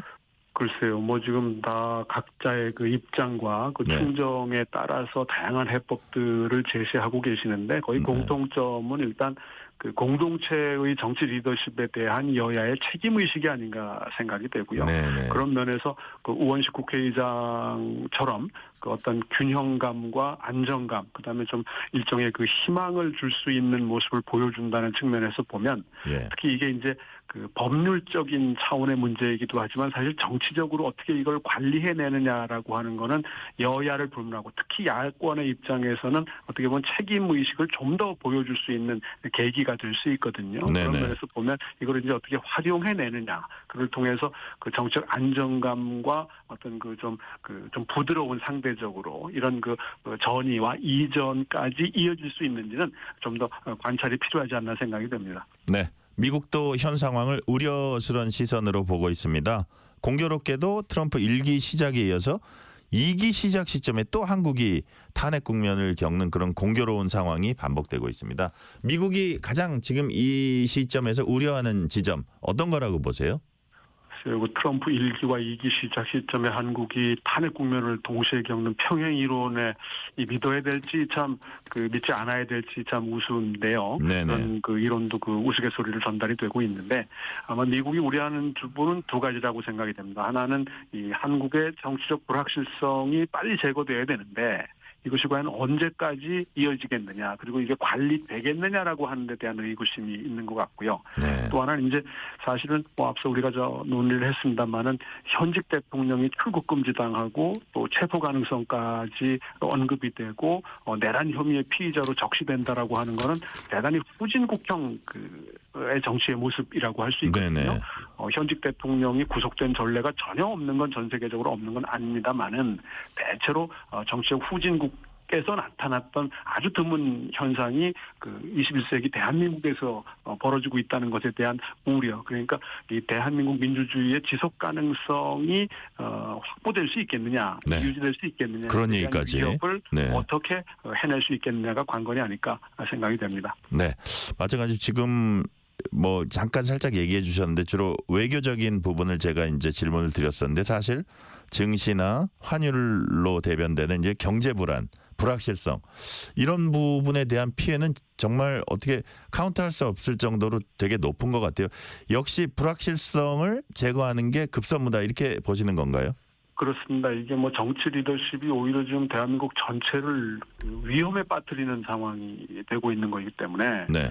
뭐 증시 문제라든가 환율 뭐 이런 등등에 있어서 코리아 디스카운트라는 말이 나돌 정도로 결국 5,100만 한국인들이 비상계엄의 경제적 대가를 앞으로 할부로 치러야 한다라는 언급을 우리가 외신들로부터 들어야 한다라고 하는 거는 그만큼 이 불확실성을 가능한 빨리 좀 해소하고 예측 가능하게 만드는 게 가장 중요한 과제가 아닌가 생각이 됩니다. 네, 일각에선 단지 이번 사태를 단기적으로 해결하기 위한 어떤 임기 단축 개헌 이게 아니더라도 현행 대통령제 문제점이랄지 국회 기능 등을 수정 보완하기 위한 개헌 필요성을 이제 제기하는 강조하는 그런 분들도 있는데요. 박명호 교수님께서는 이런 부분에 동의하시는지 만약에 동의하신다면 어떤 부분이 지금 좀 수정되거나 바뀌어야 된다고 보세요? 글쎄요, 이게 참 오랫동안 논의가 되어 왔고 요구되어 왔던 부분이긴 한데 네. 특히 이제 제왕적 대통령제라고 하는 이 근본 문제를 우리가 어떻게 해결할 것이냐. 지금 뭐 사인화됐다거나 또는 의인화된 대통령제라고 얘기를 하고 이게 개인화된 정부 형태의 현실을 과연 계속 이대로 둘 수 있겠느냐. 한 사람의 리더십이 어떤 것이냐에 따라서 공동체 전체가 이렇게 휘청거리는 모습을 보여준다는 것에 대한 반성이고 네. 또 짧게 보면은 지금 대통령 5년 임기와 4년 임기의 나머지 선출직들의 이 부조화에 따른 이 좀 들쭉날쭉한 이런 정치 일정들의 문제도 좀 조정이 돼야 된다라는 논의도 계속 있어 왔는데 네. 문제는 이런 걸 논의할 시간이 충분히 하느냐라고 하는 거하고 그다음에 하더라도 과연 정치적 합의나 사회적 합의가 어디까지 가능하겠냐라고 하는 부분입니다. 지금은 모든 어떻게 보면은 관심과 이런 대상이 전부 탄핵으로 몰려 있는 상황이라서 그러니까요. 이게 되느냐 안 되느냐에만 초점이 있지 탄핵 이후에 또 새로운 그 정부 구성 이후에 대한민국의 모습에 대한 이 고민은 상대적으로 좀 우선순위에서 밀려 있지 않나 이런 부분이 좀 안타까운데 네. 지금은 어쩔 수 없이 이제 그 지난 그 화요일 사태 이후에 지금 뭐 일주일 정도밖에 시간이 안 됐기 때문에 네.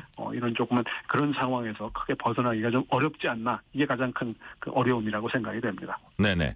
자 마지막으로 질문 하나 드릴게요. 지금 우리 정치가 오히려 국민에게 희망을 주지 못하고 걱정거리가 됐습니다. 말씀하신 대로요. 그래서 우리 정치가 지금 이 위기 상황을 어떤 원칙을 갖고 수습 복원해 나가야 되는지 짤막하게 한 말씀 해주세요. 예, 뭐 당리당략을 정당이나 정치인들에게 배제하라는 거는 지극히 비인간적인 요구인데 네. 다만 이 당리당략과 국가 공동체의 이익이 상치됐을 때 어떤 걸 우선해야 하느냐의 선택은 좀 할 수 있지 않느냐라고 하는 것하고 또 가능한 국가 공동체를 우선하되 여기에 당리당략까지 함께 갈 수 있는 선택지를 만들어내는 능력이 필요하고 이건 정치권 전체가 어떻게 보면 테스트의 대상에 오른 것이기 때문에 빠른 시간 안에 이 국가와 정당의 정치 리더십을 해소하고 리스크를 해소하고 복원되기를 기대합니다. 네, 오늘 말씀은 여기까지 듣겠습니다. 지금까지 동국대 정치학과 박명호 교수였습니다. 교수님 말씀 감사합니다. 네, 고맙습니다. 퇴근길, 당신과 함께 읽는 세상 이야기. KBS 1라디오 뉴스레터 K.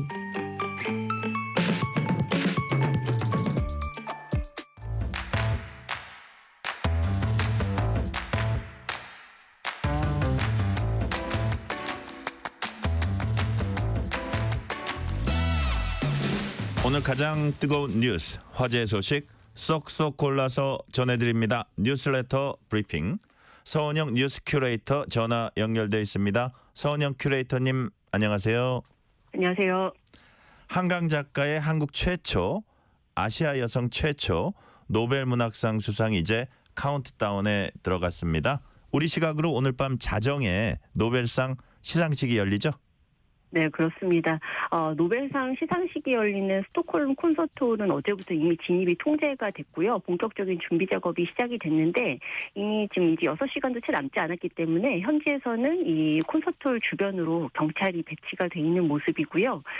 시상이 오늘 열릴 때는 노르웨이 오슬로에서 이제 평화상을 시상식이 열리는 것을 또 제외하고는 5부문에 대해서 이번에 시상식이 열리거든요.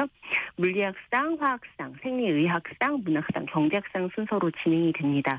아쉽게도 이 자리에서는 한강 작가가 직접 수상소감을 밝히는 이 순서는 없습니다. 대신 시상식 직후에 스톡홀름 시청에서 열리는 연회 자리에서 수상소감을 발표한다고 합니다. 연회가 끝날 즈음 수상자들이 각자 수상소감을 말하게 되는데요. 약 5분 정도 발언 시간이 주어진다고 합니다. 오늘 시상식과 연회에는 한강 작가와 주요 작품들을 스웨덴어로 옮긴 번역가들도 초청을 받았다고 하고요. KBS에서 오늘 밤 12시부터 1TV를 통해서 노벨상 시상식을 생중계한다고 하니까요. 많은 분들이 시청하시면 좋겠습니다. KBS 오늘 밤 12시 1TV입니다. 자, 비상계엄으로 방한 일정 취소한 것으로 알려진 로이드 오스틴 미 국방장관이 일본 방문 일정 중에 기자들과 만나서 한미 동맹에 대한 입장을 밝혔다고 합니다. 뭐라고 했습니까? 네, 그렇습니다. 오스틴 장관이 어제 방일 일정 중에 기자회견을 가졌는데요. 이 자리에서 이 한국의 비상계엄 사태로 인한 정치적 불확실성과 혼란이 한미 동맹과 북한의 안보 위협 대응 등에 영향을 줄 것이라고 보느냐 이런 질문이 나오니까 여기에 대해서 우리와 대한민국의 관계는 철통 같다. 앞으로도 그럴 것이다 라고 답을 한 겁니다.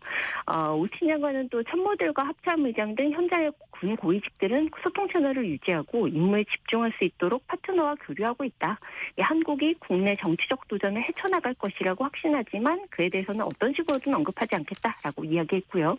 우리의 관계는 굳건하고 우리는 계속 한반도 방어에 집중하고 있다라고 강조하기도 했습니다. 북한이 한국의 정치적 위기 속에서 이 도발을 감행할 가능성이 있다고 보느냐 이런 질문도 나왔는데요. 여기에 대해선 아직은 그런 것을 보지 못했다. 우리는 현 상황에 어떤 변화가 있는지에 계속 집중하고 있지만 여러분이 알다시피 아직 그런 변화를 보지는 못했다라고 답했습니다. 네, 이런 가운데 한미일 3국은 일본에서 북핵 문제 논의하고 공조의지 다지는 자리를 마련했다고 해요. 네, 그렇습니다. 지금 이제 긴급계엄 여파로 주요 외교 일정들이 좀 줄줄이 취소되는 분위기가 좀 이어졌는데요. 이날 회의만큼은 좀 예정대로 열린 것으로 보입니다. 우리 외교부와 미국 국무부, 일본 북핵 대표가 한 자리에 모여서 한미일 북핵 고위급 협의를 진행한 건데요. 네. 삼국 대표는 이 북한의 계속되는 위협과 도발이 한반도의 영내 평화, 안정을 심각하게 위협하고 있다는 데 의견을 좀 모았고요. 북한의 도발 가능성에도 유의해서 이 빈틈없는 공조를 바탕으로 해서 향후 상황을 안정적으로 관리해 나가자. 그리고 도발이 있다면 단호히 대응하자. 이렇게 좀 입을 모았습니다. 삼국 대표는 북한 비핵화 달성을 위해서 관련 동향을 함께 파악하고 또 전략 공조 강화 의지도 재확인을 했는데요. 북한이 도발과 대결적 언행을 좀 중단하고 한미일의 조건 없는 대화 제의에 호응해야 된다. 이렇게 좀 촉구하기도 했습니다. 지금 이제 북러 간 불법적 군사 협력에 대해서 또 이 유럽뿐만 아니라 한반도와 동북아 평화와 안정을 심각하게 위협한다는 점 좀 지적을 했고요. 여기에 대해서 이제 국제사회의 단호하고 단합된 대응을 계속 이끌어 나가자라고 좀 이야기하기도 했습니다. 이 자리에서는 이 비상계엄 선포로 촉발된 대통령 탄핵 정국 등 이 혼란스러운 국내 정치 상황이 북한의 도발 뭐 이런 식의 영향을 미칠 가능성에 대해서 좀 평가를 했고요. 네네. 대응책을 논의했던 것으로 보이는데요. 여기에 대해서 뭐 이제 공식적인 발언은 없었습니다만 일본 외무성 간부가 삼국 대표가 한국의 혼란스러운 상황에서도 북한에 대응하기 위해서 긴밀하게 협력하자는 방침을 확인했다. 이렇게 교도통신에 전했다는 내용이 보도되기도 했습니다. 네. 미국 최대 통신사 AP통신이 이번 비상계엄 사태에 다룬 분석 기사를 내놨다고 합니다. 어떤 내용입니까? 이게 6시간의 파워게임 끝에 한국의 민주주의가 지켜진 것은 다른 나라의 민주주의에 어떤 시사점을 주는가. 굉장히 긴 제목의 분석 기사였는데요. 네. 기사 내용을 이제 짧게 요약하면 윤 대통령이 급작스럽게 비상계엄을 선포한 지 3시간 만에 이 190명의 국회의원이 계엄 해제에 투표하고 시민들이 국회를 찾아와서 참여하면서 계엄을 막아낸 것 자체가 민주주의의 승리였다. 하지만 이런 승리는 매우 예외적인 승리고 지금 이번 사태를 봤을 때 전 세계적으로 민주주의 위기를 보여주는 징후다. 이렇게 좀 세 문장을 좀 요약할 수 있을 것 같습니다. AP는 이제 군대를 이용해서 국회를 멈추려 한 윤 대통령의 시도가 친위 쿠데타의 정의에 들어맞는다라고 좀 지적을 했는데요. 세계적으로 친위 쿠데타가 증가하고 있다는 점을 짚기도 했습니다. 이 여러 연구를 좀 인용을 했는데 1945년부터 지금까지 일어난 46차례의 친미 쿠데타 중에서 10번이 최근 10년 사이에 발생을 했고 특히나 이 친미 쿠데타의 성공률은 거의 80%에 이른다라고 좀 지적을 했습니다. AP는 이런 점을 들면서 이번 계엄 시도는 다른 나라에서 있었다면 성공했을 수도 있다. 그런데 다른 권위주의적 지도자들은 윤 대통령보다 더 잘 준비되어 있을 수 있다. 이렇게 지적을 했습니다. 사실 이번 사태 일어나고 나서 미국 현지에선 상당히 좀 우려의 목소리들이 있었던 것이 올해 긴급 계엄 사태를 보면서 트럼프 시대의 미국에서도 이런 일이 충분히 일어날 수 있다. 그런데 우리는 과연 막아설 수 있느냐. 이런 식의 이제 분석들이 계속해서 좀 나왔었거든요. 우려도 있었고요. 근데 AP도 좀 이 점을 좀 지적을 했습니다. 이 도널드 트럼프 대통령 당선인이 이제 공화당원들로부터 굳건한 지지를 받는 미국처럼 이렇게 양극화된 사회에서는 한국처럼 이렇게 대중의 참여, 뭐 야당의 반대로 이런 계엄 사태를 막아설 수가 없을 수도 있다. 그리고 군대가 동원될 수도 있고 국회가 해제 표결을 하지 않을 수도 있다. 이런 분석을 내놓기도 했습니다. 네. 다음은 엔비디아 소식입니다. 중국이 미국에 대해서 또 하나의 반격 카드를 내놓았다는 평가가 나오고 있습니다. 이번에는 중국이 세계 인공지능 반도체 산업을 이끌고 있는 미국의 엔비디아를 반독점 혐의로 조사하기로 했어요. 네, 아마도 이제 지난주에 이 제재 소식, 그러니까 이 미국이 첨단 반도체 대중국 수출 통제를 발표를 하고 나서 그 직후에 바로 이제 이 갈륨 등의 원자재 수출을 통제하겠다라는 발표가 나왔었는데 네. 아마 2탄 정도로 좀 해석할 수 있을 것 같아요. 이 중국 국가시장감독관리총국이 중화인민공화국 반독점법 등을 위반한 혐의로 엔비디아 조사에 착수했다 이렇게 좀 공식적으로 밝힌 건데요. 네. 시장감독총국이 엔비디아가 위반한 혐의가 구체적으로 무엇인지 좀 구체적으로 밝히진 않았습니다만 이제 대략 소개한 내용은 4년 전 엔비디아가 데이터 센터 사업 강화를 위해서 이스라엘 반도체 회사인 멜라녹스 주식 인수를 한 것과 관련한 것으로 좀 파악이 되고 있습니다. 당시 M&A 승인에 앞서서 이제 중국 당국이 반독점 심사를 진행했는데요. 엔비디아가 신제품을 제공한 뒤에 90일 안에 경쟁사에도 정보를 제공한다든지 양사의 주력 제품을 강제로 묶음 판매하지 않는다든지 이런 식으로 몇 가지 전제 조건을 달아서 인수를 승인을 했었거든요. 하지만 지금 중국 당국은 엔비디아가 이 같은 조건을 이행하지 않았다고 보는 것으로 추정이 되고 있습니다. 이번 반독점 조사가 엔비디아의 중국 내 사업에 구체적으로 어떤 영향을 좀 미칠지는 아직은 좀 기다려봐야 확인이 될 수 있을 것 같습니다만 홍콩 이 사우스 차이나 모닝포스트 보도를 보면요. 중국이 조사 결과에 따라서 엔비디아에 벌금을 부과한다든지 아예 인수를 취소하는 요구를 할 수도 있다. 이런 관측도 나오고 있습니다.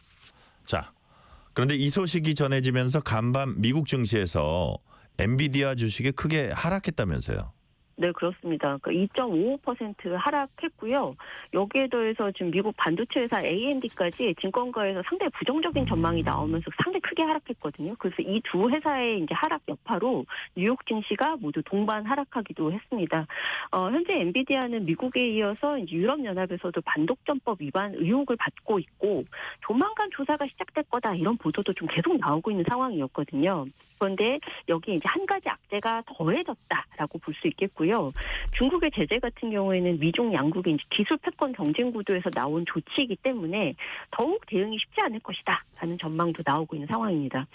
중국 정부는 이번 조치로 중국이 이제 무역 기술 제재 대상이 됐을 때 우리도 가만히 있지 않을 거야. 우리도 이런 카드를 내놓을 수 있어. 이런 좀 메시지를 분명하게 전달하려 했던 것이 아닌가. 이런 좀 분석이 나오고 있고요. 네네. 그렇기 때문에 더 강력한 규제와 제재가 나올 수 있다라는 전망도 나오는 상황입니다. 오늘은 여기까지 말씀 듣겠습니다. 지금까지 서은영 뉴스 큐레이터였습니다. 말씀 감사합니다.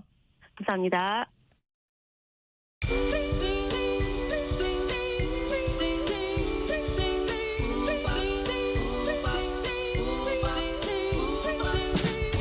오늘 하루 뉴스를 정리해주는 다정한 편지 한 통.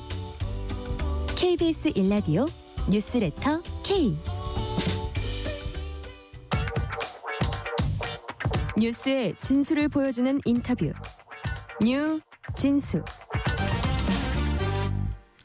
매주 화요일에는 저희가 배상훈 프로파일러와 범죄 사건 이면을 살펴보고 있는데요. 오늘은 다른 시간 준비했습니다. 지금 급박하게 돌아가고 있는 두 나라 시리아와 프랑스 얘기해 보겠습니다. 조윤주 외신캐스터 나오셨습니다. 어서 오세요. 네, 안녕하세요. 자, 먼저 시리아 소식입니다. 지난 토요일에 시리아 대통령이 반군에게 밀려나서 정권을 잃었습니다. 어떻게 된 겁니까? 네.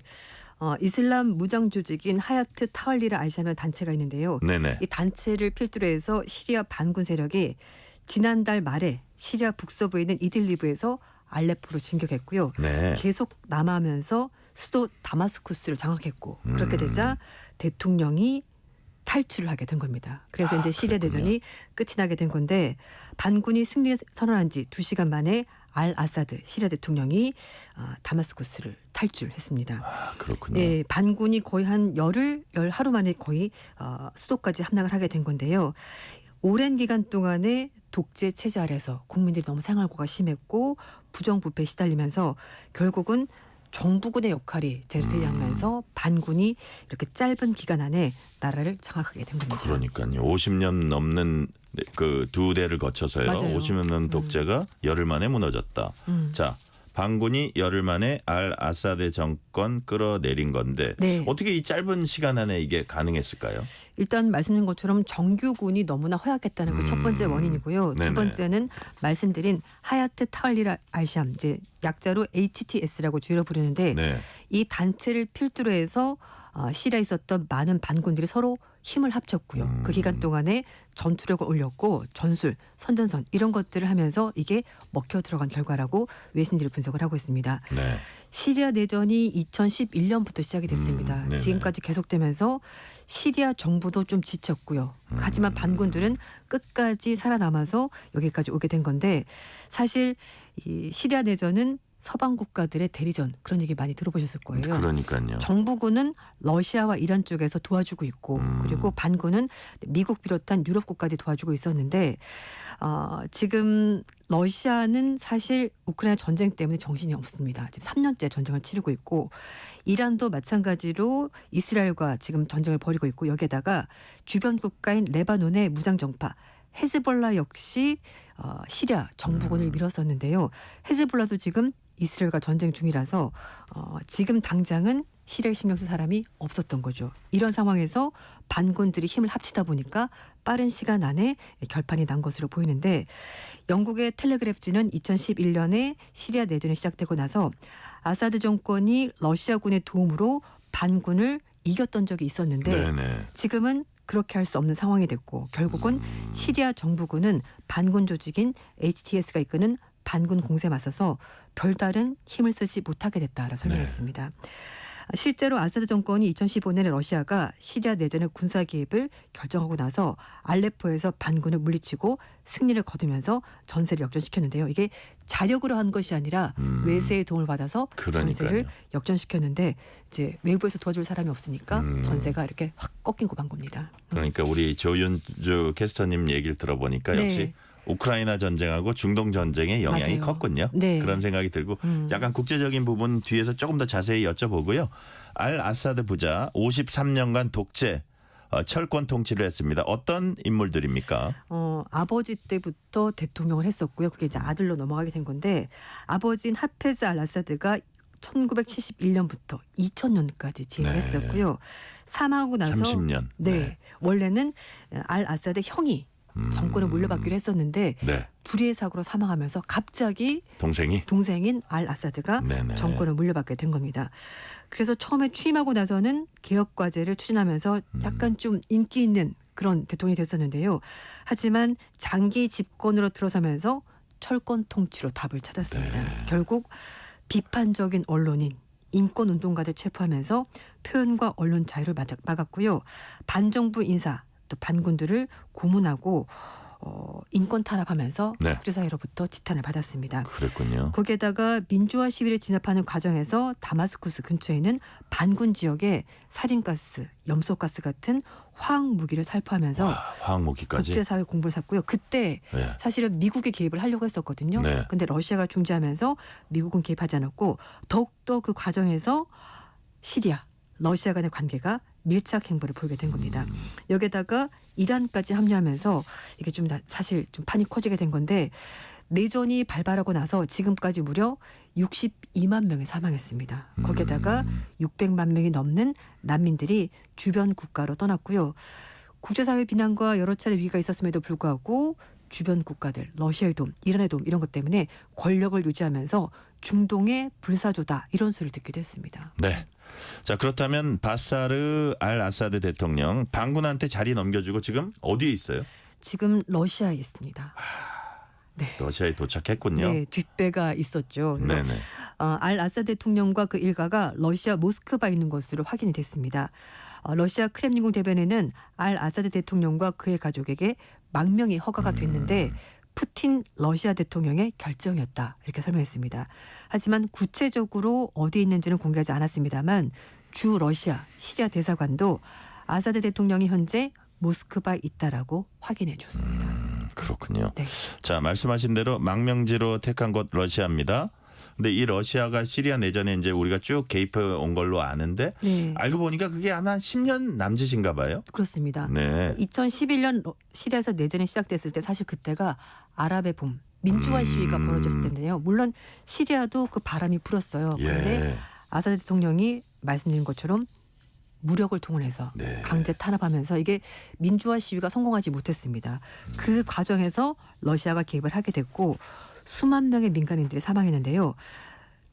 러시아가 시리아를 도와준 이유가 또 하나가 있습니다. 아, 뭔가요? 왜냐하면은 시리아가 지중해와 맞닿고 있거든요. 그래서 시리아에 있는 그 육해 공군 기지를 러시아가 활용해서 이걸 이용해서 러시아가 중동계를 위한 지뢰들을 사용하고 러시아 세력을 중동에 좀 더 확대하기 위해서 시리아를 활용한 겁니다. 결국 러시아도 이런 속셈이 있었기 때문에 시리아를 도와준 건데 러시아가 국제 무대에서 강대국으로 복귀하는데 굉장히 중요한 증거가 시리아다라고 자랑을 했었고요. 아, 그래요. 알 아사드 정권이 붕괴하자 외신에서는 러시아의 야망이 큰 타격을 입었다 이렇게 풀이했습니다. 네.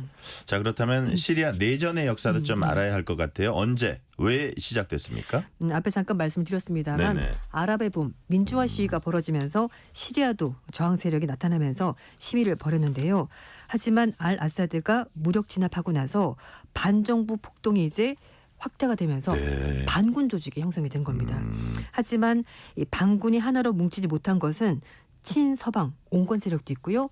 이슬람 극단주의 세력에 바탕하는 무장 세력도 있고 그러다 네. 보니까 하나로 뭉쳐지지 못해서 정부군과 대항을 할 수가 없었습니다.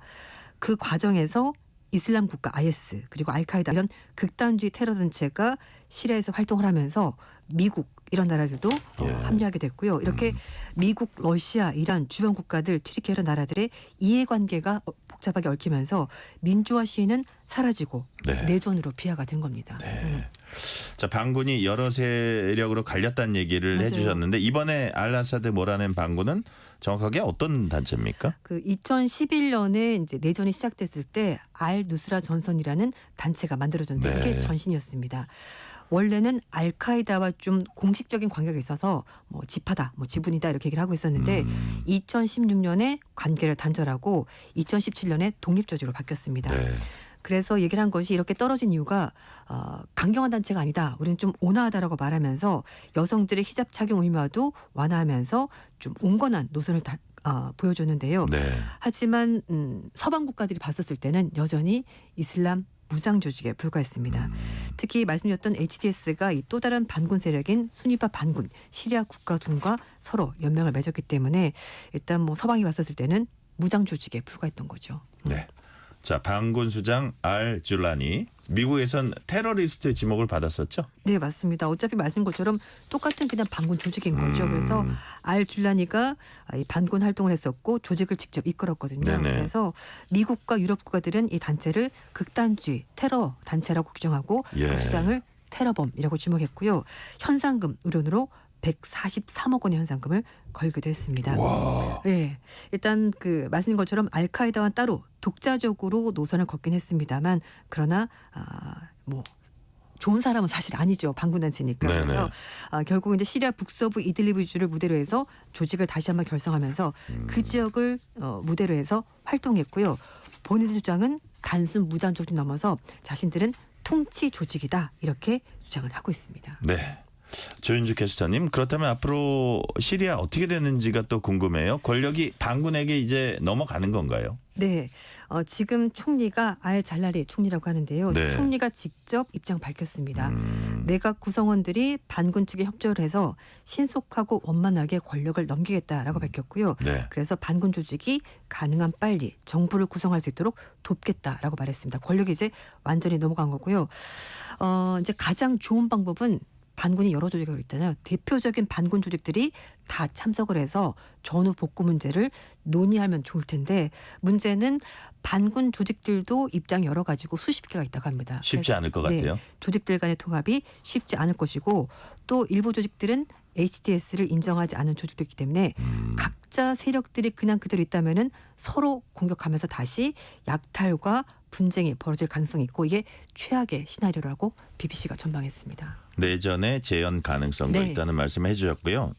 근데 이제 시리아도 그렇지만 아사드 정권 지원해온 러시아와 이란도 이제 타격을 받을 걸로 예상이 됩니다. 먼저 향후 중동 정세 어떻게 될까요? 네, 일단 그 시리아를 중심으로 해서 이라크, 레바논 이렇게 해서 시아파 국가들이 포진하고 있거든요. 근데 네. 지금 시리아가 알 아사드 정권이 시아파인데 이게 무너지면서 이 초승달 벨트가 무너졌다는 얘기가 나오고 초승달 있고. 벨트. 네, 그래서 네. 이런 가운데 지금 이스라엘이 중동을 상대로 전쟁을 벌이고 있고 이 네네. 과정에서 하나둘씩 무너지다 보니까 중동 정세가 다시 더 불안해질 가능성도 있다라면서 그런 부분을 우려하는 목소리가 있습니다. 네. 자, 이번엔 프랑스로 가봅니다. 네. 프랑스는 62년 만에 이른바 정부 붕괴 사태가 벌어졌습니다. 프랑스 정부 붕괴 이 개념이 정확하게 뭔지 어떻게 됐다는 거예요? 네, 프랑스 하원에서 미셸 바르니에 총리 내각에 대해서 불신임을 가결하면서 62년 만에 정부 붕괴 사태가 벌어졌습니다. 네. 지난 9월 5일 임명된 바르니에 총리가 거의 90일 만에 자리에서 물러나면서 프랑스 공화국 역사상 가장 단명하는 총리가 될 것 네. 같습니다. 내각이 무너지게 된 것은 예산안 때문이었는데요. 네네. 이 바르니에 총리가 의회를 패싱한 것이 가장 큰 문제였습니다. 내년도 예산안에 사회보장 재정 법안이 있었는데 이걸 헌법 49조 3항에 근거해서 의회 표결 없이 통과시켰는데 이 법안에 대해서 좌파 연합인 신민중전선 그리고 극우 성향의 국민연합 모두가 반대하면서 정부 불신을 발의했고요. 그러면서 총 의원 574명 가운데 무려 331명이 찬성하면서 네. 법안이 통과됐습니다. 이 총리는 올해 국내 총산 GDP 6% 이르는 재정 적자를 줄여야 된다라고 주장하면서 네네. 사회 보장안을 제정안을 좀 삭감하겠다라고 밝혔는데 네네. 신민중전선 국민연합 모두가 이렇게 되면은 사회 불평등이 심화되고 소비자 기업들 부담이 커진다면서 반대하게 된 겁니다.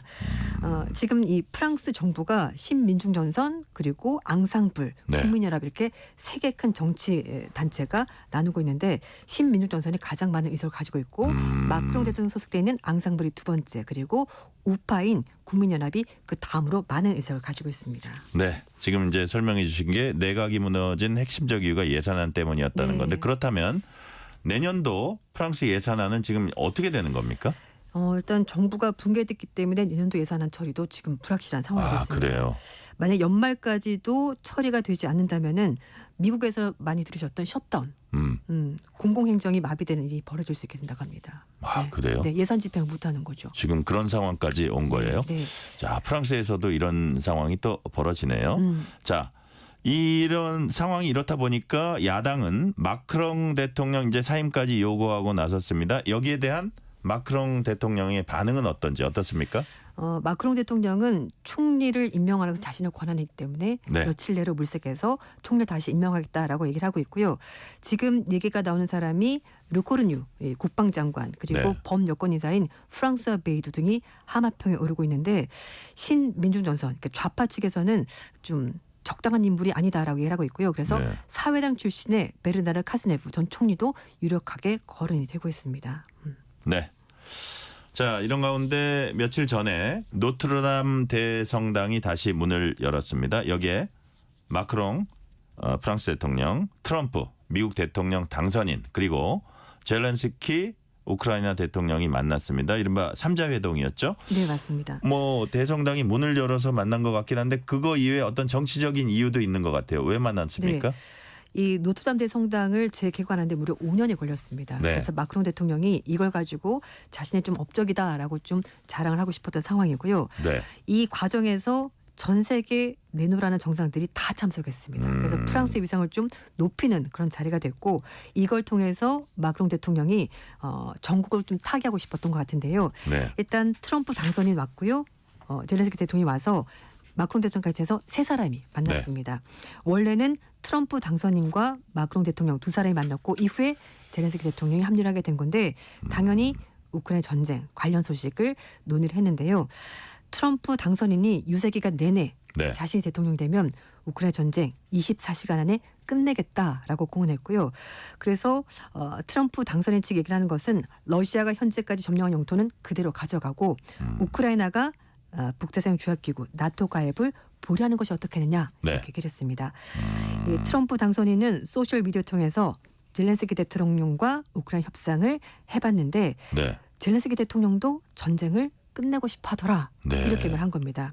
그리고 젤렌스키 대통령도 인터넷 통해서 지금 상황을 정의로운 평화에 대해서 얘기를 했다면서 전쟁을 가능한 빨리 정당한 방식으로 끝내기를 원한다라고 말했습니다. 네. 미국과 계속 협력하고 소통하기로 합의했다 밝혔는데 사실 바이든 대통령이 이제 정권이 끝나가니까 그러니까요. 트럼프 당선인과 만나서 이 다음 스텝을 어떻게 할지 얘기를 미리 한 것으로 보이고 그 상황에서 마크롱 대통령이 굉장히 중요한 역할을 했다는 것을 부각시키고 했었던 것 같습니다. 네. 지금 말씀드린 대로 젤렌스키 우크라이나 대통령도 전쟁이 끝나는 걸 원하고 있고 네. 사실 트럼프 미국 대통령 당선인은 대선 과정에서 계속 빠른 시일 내에 이 전쟁을 끝내겠다. 뭐 중동 전쟁까지 끝내겠다. 네, 이런 거를 맞습니다. 계속 공언을 해왔고 우리가 오늘 시리아 문제 다뤘고 어떤 그 우크라이나 러시아에 가까운 프랑스 문제를 다뤘고 했는데 우리 캐스터님 보시기에 러시아 우크라이나 전쟁 앞으로 어떻게 될지 관심이 모아지는데 아까 우리가 말씀했던 휴전이나 종전될 여지 조금이라도 그 여지가 보이는 게 좀 있습니까? 어떻습니까? 네. 가능성이 전혀 없는 것 같지는 않습니다. 네. 왜냐하면 젤렌스키 대통령의 태도 변화가 가장 크다고 할 수 있을 것 같은데요. 일단 바이든 대통령에게는 늘 했던 얘기가 젤렌스키 대통령이 뭘 더 달라. 지원해달라. 무기를 달라. 돈을 달라. 이런 걸 얘기했었는데 트럼프 당선에 만나서는 전쟁을 끝내고 싶다는 의사를 전달했거든요. 그리고 현지 시각 9일 날 러시아 우크라이나 전쟁 휴전 후에 국제 평화 유지군을 배치하는 것도 검토할 수 있다고 젤렌스키 대통령이 말했습니다. 젤렌스키 대통령은 수도 키우에서 독일 1야당인 네. 기독민주당 대표 만나서 솔직히 말해서 마크롱 대통령이 제안한 것도 받아들일 수 있다라고 말했는데 마크롱 대통령이 바로 휴전 감시를 위해서 국제 평화 유지군을 배치하는 것이 어떻겠습니까? 라고 얘기한 겁니다. 이 북대서양조약기구 나토에 우크라이나 가입하고 싶어하는 건 알긴 하지만 그러나 네. 이걸 하기 위해서는요. 회원국 32개 나라가 만장일치로 오케이를 해야 되거든요. 그래서 이건 힘드니까 나토보다는 국제평화유지군 유럽연합이 주축이 돼서 하는 것이 어떻겠냐고 제안했고 젤렌스키 대통령도 긍정적으로 평가했기 때문에 이런 부분들이 만약에 얘기가 잘 된다면은 잠깐이라도 어쩌면 휴전 가능성이 좀 올라가지 않을까라는 네. 생각이 듭니다. 네, 오늘 말씀은 여기까지 듣겠습니다. 지금까지 조윤주 외신 캐스터였습니다. 말씀 감사합니다. 네, 감사합니다. 자, 0358님이 나라의 운명이 걸린 중요한 시점입니다. 여야 싸우는 모습보다는 협치하고 지혜 모아 나라 바로 세우는 일에 힘써 주시기 바랍니다. 국민들은 무섭습니다. 오늘 뉴스레터 K는 여기까지입니다. 끝곡으로 적재 스잔 듣겠습니다.